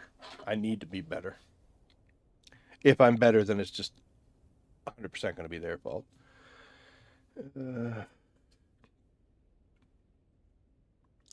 Feels weighted to smaller boxes first. I cook up some plasteel and it goes into a small box. I left the base somewhere. Yeah, it I don't know where it goes. I've gone and opened a box. I'd be like, why is this in there? I'd be like, oh, I must have overflowed it and did that. You could also have a buddy hold the mission for you. Keep sharing it back. Yeah. I don't have any friends that can do that, though. All my friends are already 100 combat and don't care. Content can never keep up with player demand. People see games that could put out massive patches weekly and expect every dem team to match that. I hate the Lance Ride. I prefer the old system.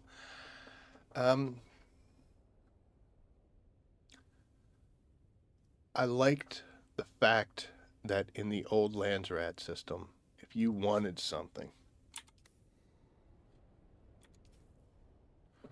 like, here, I want those steel boots, the steel suit, 1050, 10,500. That's the only piece of the Valari steel suit I'm missing is the boots. Be like, oh, sweet, I could get that in one day. I could just sit there and instead of going around all these other missions, it just had other things, go kill X amount of scavengers or donate some certain items.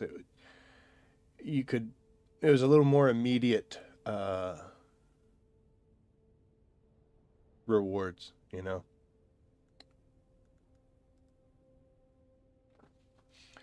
I need to do at least a couple of these missions right now. So we're going to go to the Wreck of the Tyche because that's like my favorite place to go.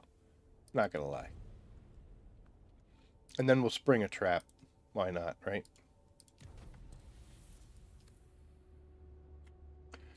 Since we know we're going to go to the Tyche, we'll go ahead and put on our radiation suit. I'm going to bring up the Landsrad and make sure I track that. It does feel weird going into the that shipwreck, just doing a mission and rolling, because normally when I'm in there, I'll be, doing 3 different missions at the same time.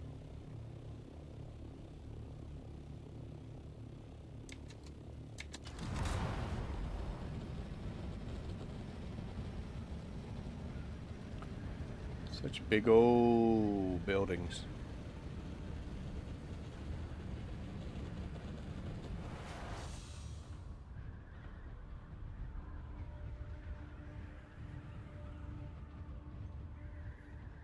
Getting the fancy music. There's a storm coming, or what the hell's going on?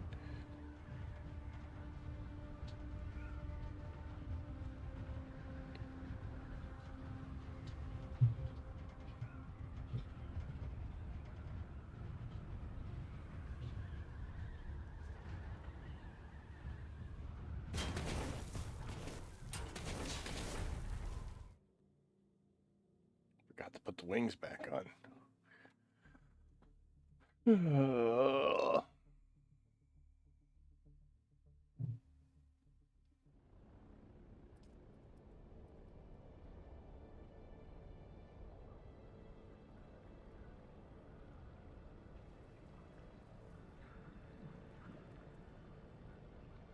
Whoa, we're about to go to the old cart thing.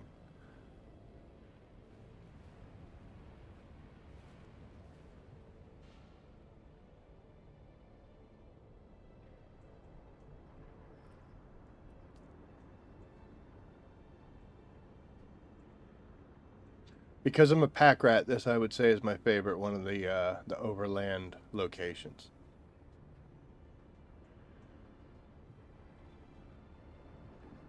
I think since this thing started, I have not wanted for plasteel plates, irradiated slag, or plant fibers. Anything that's going to get rid of the desire or need to go farm stuff, it's alright by my book. The brood works with the sandflies. I just go there for blood. I stopped checking those boxes. Yeah, they have titanium, cerbidium, but I could just go out of the deep desert and instantly get way more than that, so it's not that much worth it. Okay. So I usually, if you watch... Oh, look. This is somebody left some stuff. What did they leave? Yeah. Cool. That's odd. This has been happening now where other people's games are intruding on yours. If you do a testing station, you'll see where everybody's dying. Oh, no, I don't want to do that. No. I'm just trying to get out of the sun. So I used to just knee charge, and then I would activate my suspensor belt. That's how I would get around on these things. But I purposefully not... I changed my skills so I can now do the weirding step, and then I have the center mass thing. Shouldn't say thing. Should actually look at it. The attractor field. There you go. But now I use the sugar wire. I've always had sugar wire on. I think that's super awesome and useful. So we ended up having to use that, and I found that this actually gets us there, I think, quicker. And it definitely gets us better height than the knee charge does. Yeah, we come way in. What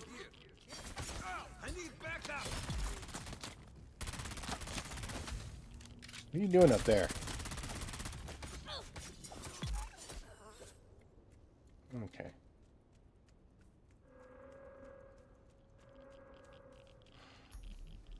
Alright. Here's what I'm talking about, man. Armor plating and irradiated cores.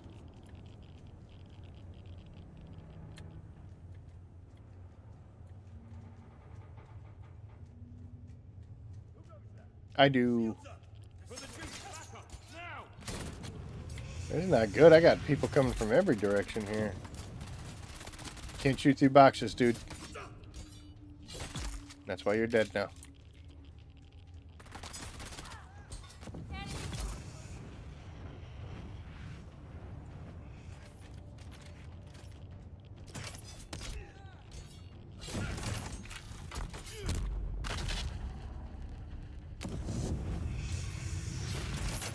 I hate that thing, dude.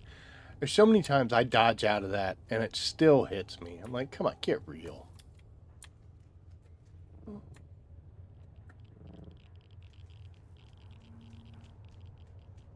It's also funny because I used to do this with so many different missions loaded up. It took a while, yay, to figure out which parts of the one mission I'm doing now.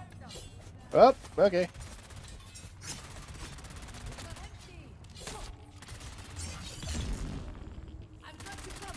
No, you don't. No, you don't. Okay.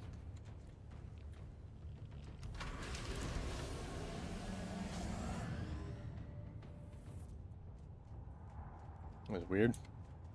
Thought I saw somebody. Okay. So now we just got to override the stuff up there. I could just run over and do it, but there's a lot of bad guys.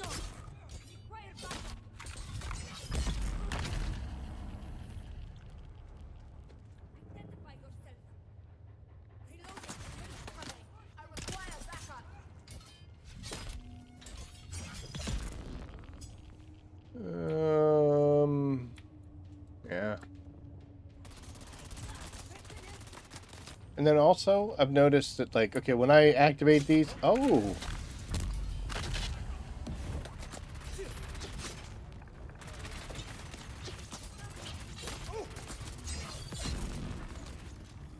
This makes a whole new set of bad guys come out.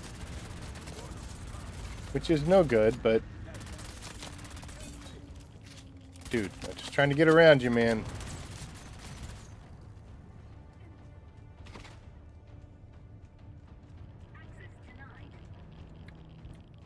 Oh, I gotta kill them, that's right.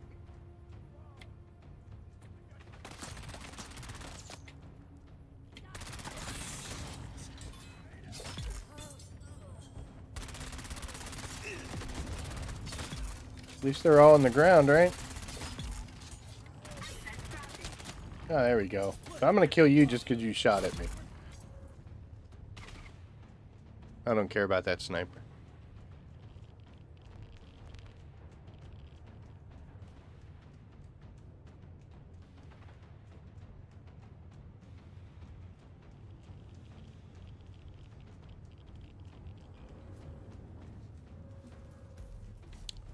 I'm still undecided about the market here on this server. Prices seem a little crazy for my taste. I don't know if it's trying to recover from the recent headaches or what's going on, but we'll see. Oh, look, there's another box. That's the original box. Let's go ahead and get credit for our mission. What's in you? No. No, I don't want to. I want to see. I guess I could take your heavy darts. Thank you, stranger.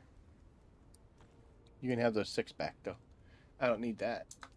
It's another thing that's really cool about coming to the Wreck of the Tyche is you can walk out of here with a really good amount of jasmine, but you don't get a lot because it's so much to carry. It's super ultra crazy heavy. But all right, so now we're gonna go spring a trap. So we'll track that. At least that's 2 missions that we got out of the way. I'm gonna reset this. While I'm here, we'll go ahead and get ourselves out of the, excuse me, radiation suit, because we definitely don't need that.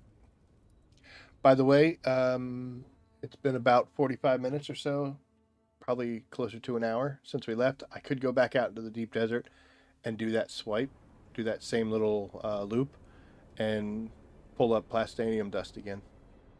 With my higher level gear and stuff on, the fighting I do have to do in that testing station will go quicker. You know what? Normally we end. I got like 16 minutes. Let's see how far along we can get in that.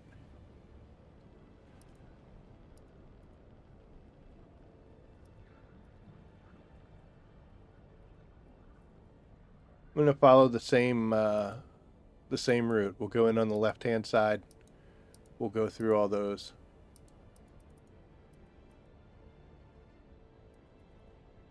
Man, I didn't realize how far away I was.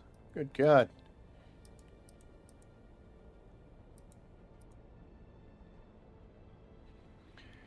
Mission the blessing at the same time in about 4 minutes certainly helps. Yeah. Yeah, I usually like to try to pair up as many as I can. Oh, I'll tell you what we'll do, dude. Because you do bring up a good point. I'm going to come in here. I'm not going to do the Fireflies one. Don't have any desire to go into fire dungeons tonight. So what we can do is we can go in here. We can just get rid of that. Cancel. And there you go. So the false flag strike is where you turn Cassian and Leon against each other. Super easy to do. And then springing the trap is where you got to find out where the signal is. So you got to jump up, do the little 3 Ixian signal things, and then go down into the hole. So, yep. We'll go ahead and do that. We'll just track it. We'll accept it. I don't know if you noticed here, but look at this. Way to go, Harkos. I like it. That's what I'm talking about. Competition's a good thing. So, once again, like I said, I looked at Method GG's map. That's why I have a direct going right to it. But, yep, we're not going to mess around. So we're going to say 146.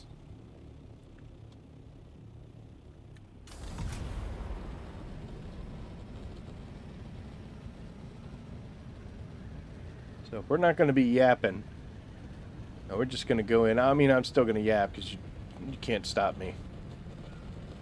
No one can stop me from yapping.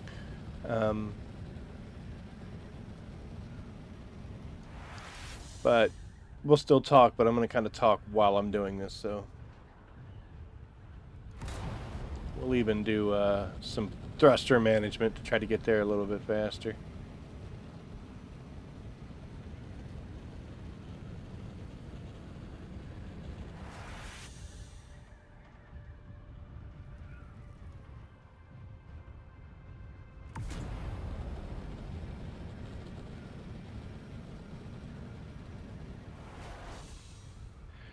Not too fast, I guess. Triple carrier, triple collar blaze. Good to see someone on my server isn't dead.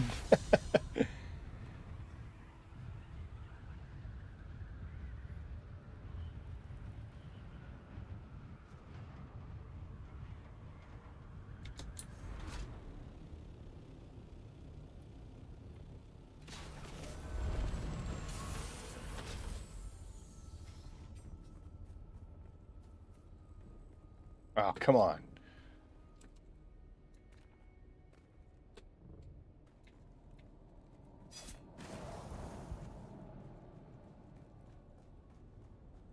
Just can't stop getting that micro fiber.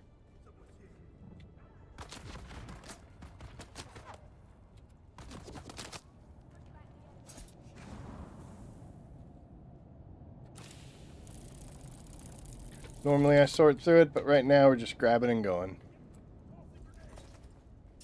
You have fun with that grenade, sir.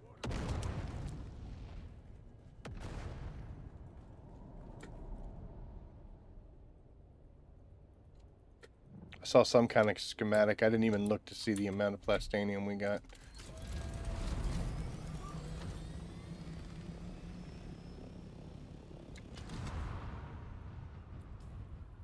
Next up. Right there.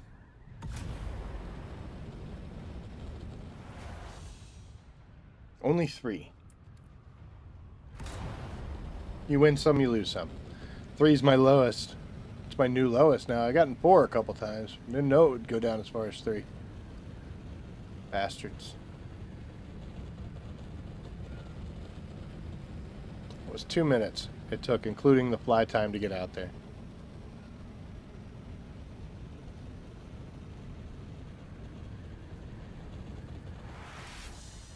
Almost overheated because I wasn't paying attention.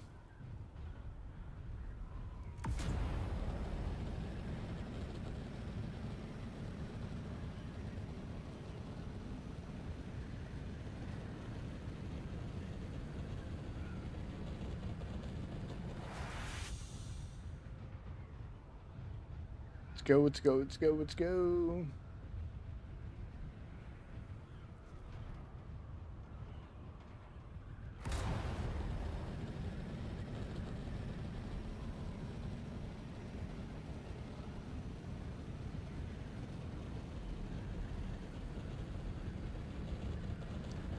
Not that I'm looking for it, but not a lot of spice fields going on out here. What's up?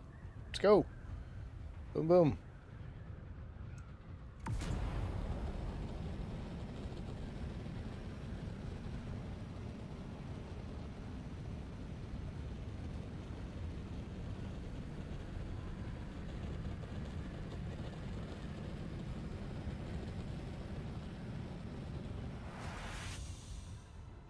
Drink some water while I'm thinking about it.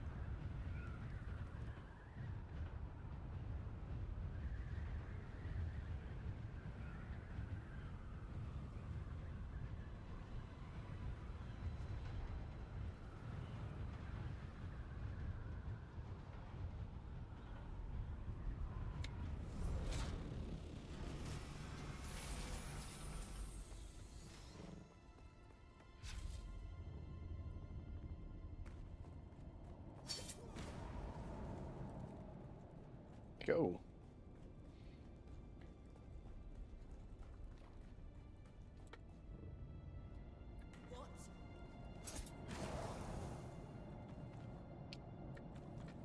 Too soon. Only thing left in those boxes was the ones that I did it. So it's got to be close because the first box I opened up had stuff in it. So we got here just a tad bit too soon. That is a shame.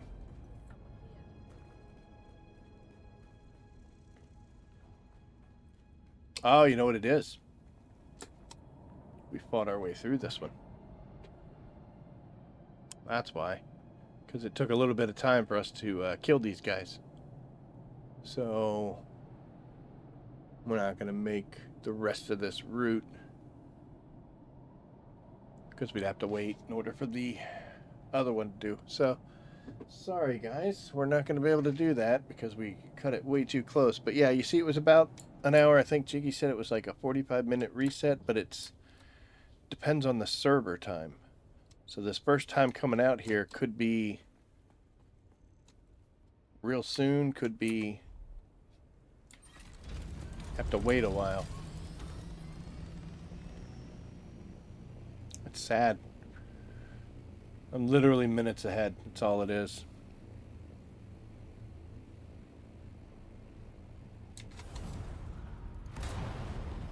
Well, we'll go do some Blushing Cavern Idiocy, and then I'll come back out here and finish that run.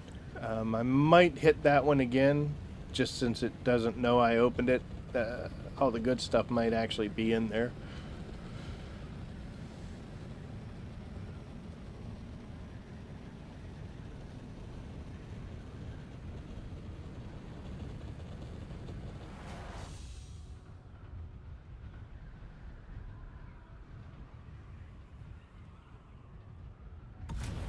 There are smaller caves, but they're only going to have the little tiny chests in, which will, I mean, they'll still be helpful. Don't get me wrong, but they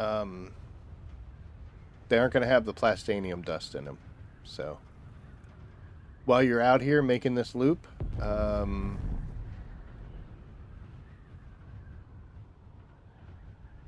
some spice blowing. Look for crash ships while you're out here too. They will have some definitely cool items in them. Not the PvP ones that are always here, the shipwrecks, but the crash ships, the ones that fall out of the sky. Like this one over here.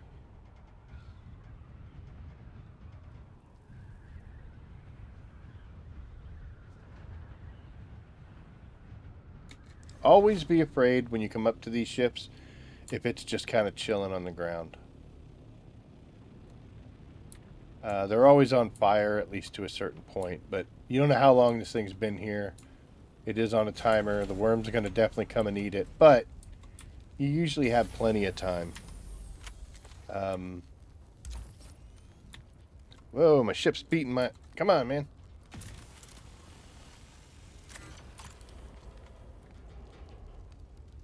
And let's take a look.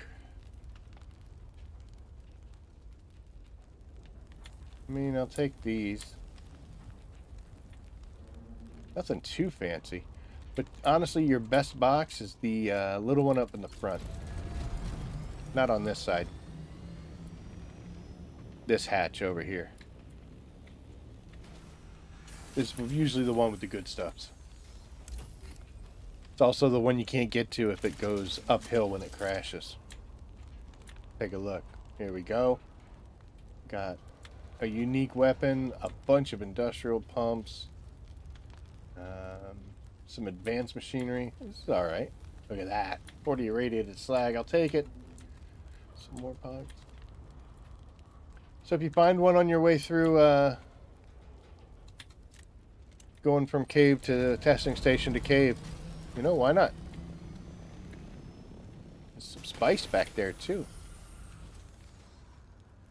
Ooh, I don't know if I'm going to be able to get this one. When they're on an angle like that, it makes it a little rough. Shoo. Go away. Thank you. I can get it just fine. A little bit of spice. Mercenary heavy helmet, 233. That might... Just yanked out my cable. Now I can't hear nothing. So that might help you out. Go get some spice if I wanted to. Let me plug this back in.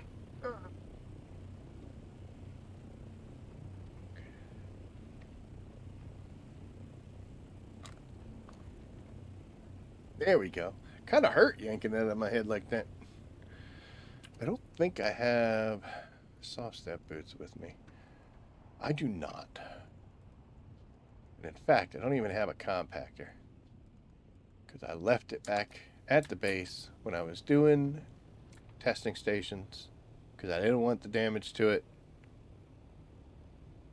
Because I knew I was going to get killed.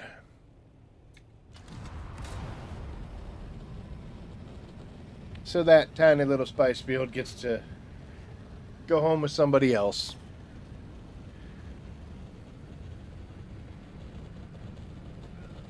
Oh, another base. Decent one.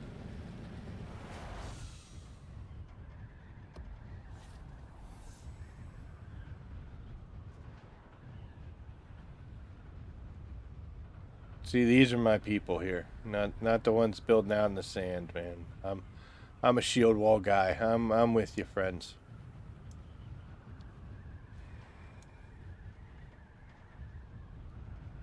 That little base there, awesome.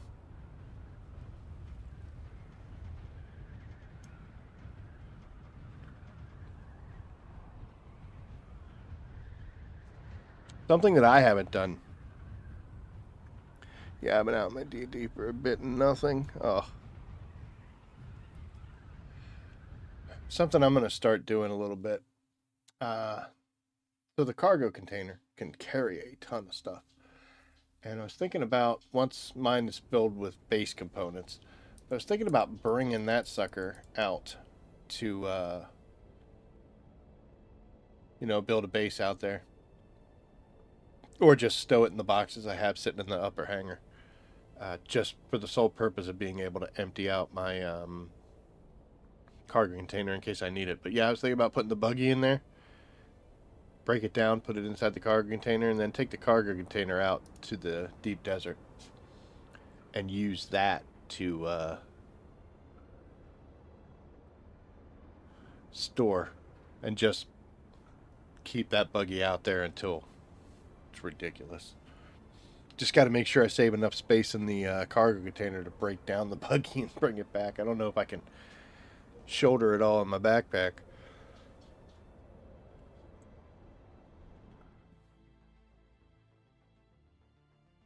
We're 1 minute away from quitting time, but we'll go over it. Well, we'll extend just a little bit to get a couple more things done. So the first step of this mission is to go up here, do this, do that, and then I got to go down in that cave. The other mission is to go up here, kill a bunch of people, steal a gun, go over there, kill a bunch of people, steal a gun, and then go back over here to this little cave. So what I'm going to do is I'm going to go up here. Oh no, I don't have to go to that cave. I just go grab that gun, switch them off. So I'm going to do the first step of the first mission that I was talking about, where I start these little signal things. Then we're going to go down here, kill Cassian, then we'll go kill Leon, switch those guns, get that thing finished, go down in the cave, finish what we have to do, and then we'll leave. And hooray, we got 2 things done. Really?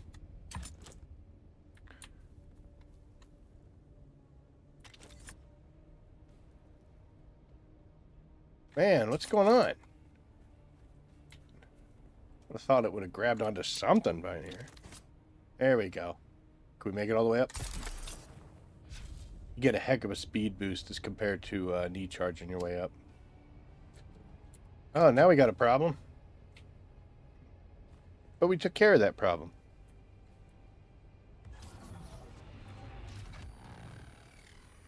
So yeah, you come in way faster, which is good because, I do this to save time. But it's also bad because I am totally not used to the speed. So we haven't gotten our landings completely down yet. We're doing okay, though. My phone buzzing away down there. This one's the hard one, because if you miss it, you end up flying off the edge of the damn map. There we go. That's good enough, right? And we're just going to hang out here and wait for the booms. Right on cue. Jump up, set ourselves on fire a little bit. Ah! And then we got to kill Cassian and his friends down here. But this gives us a really good viewpoint to them. Should be a melee guy running around, but you know what?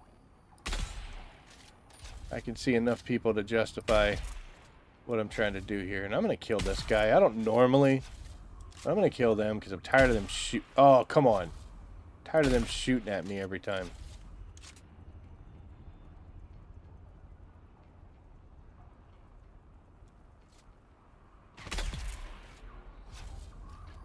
Oh, wow. That was everybody?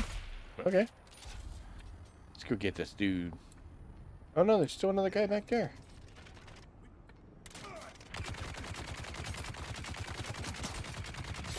Trust me, dude. I can't believe I flew over that way either.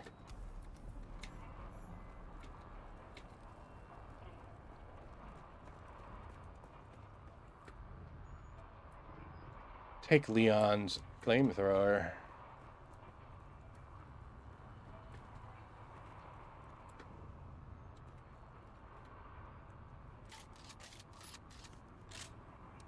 So there's two melee people. Can't kill them both, but that poison might get him. Oh. That will, since he got real brave with it. Oh. Hey, what's going on over here?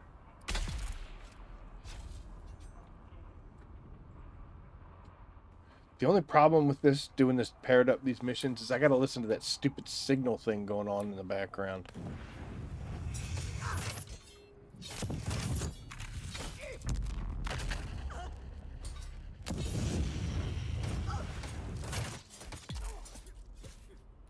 I don't think I've ever quick striked that.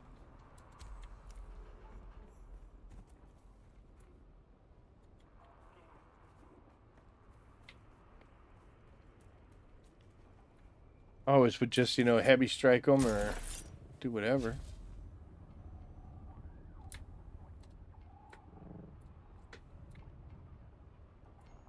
Definitely I like the sugar wire.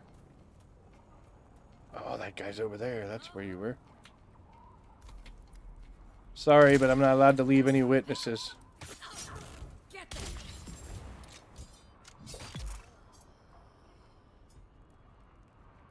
It's very dramatic.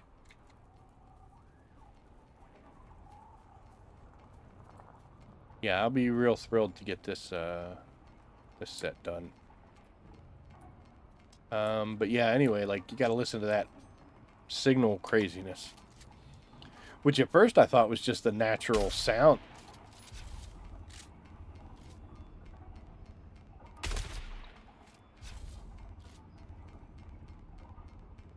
Just standing there, menacingly.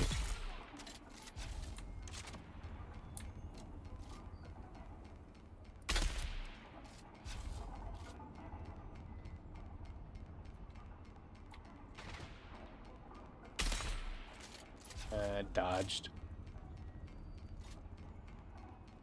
That poison gonna kill you soon? Come on, man.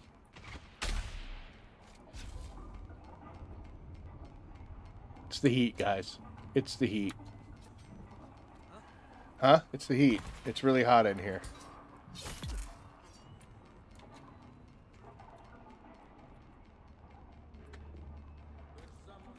There is...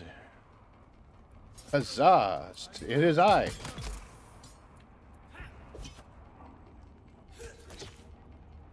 Alright, let's do it for real.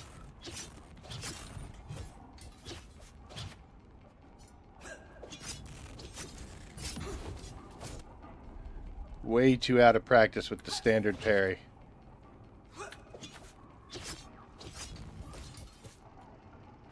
Oh, I didn't want to do that. Oh well, we're down here now.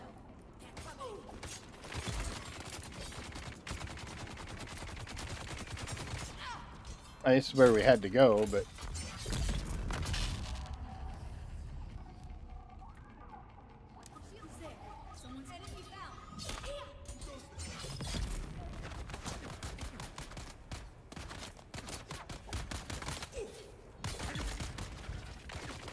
Ooh, he tried. Hello.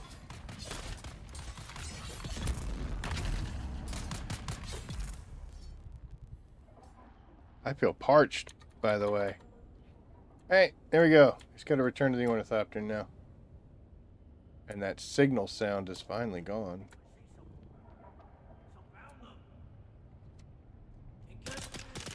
Oh yeah, I'm back.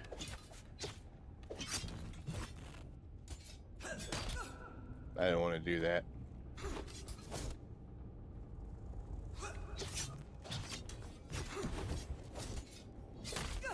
I don't want to do that either. There we go.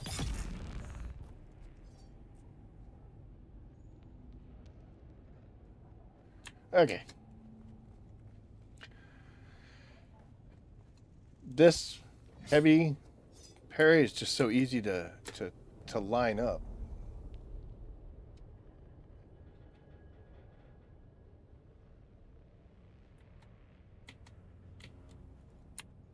Oh, you bastards. What did I run into? Great.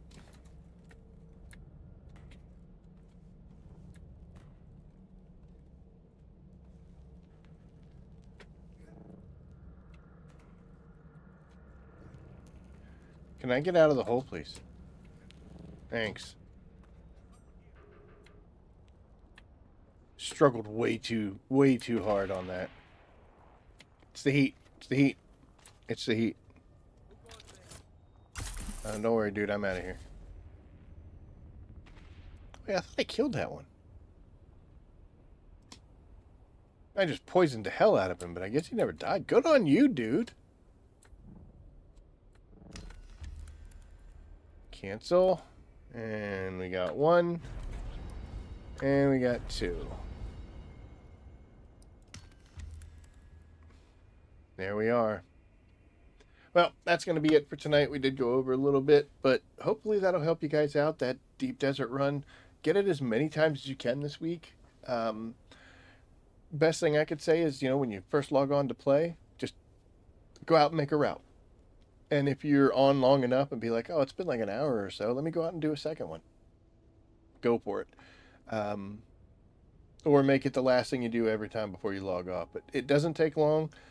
You can skip the testing station if you want. I wouldn't advise it.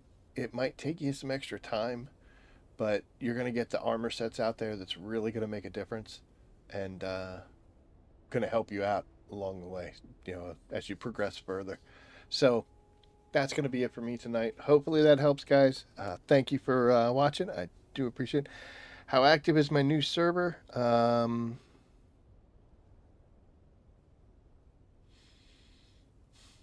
Well, I haven't gone for my own siege. So me and the guild are all on the siege. So I know that's active. There's so many of us there. I've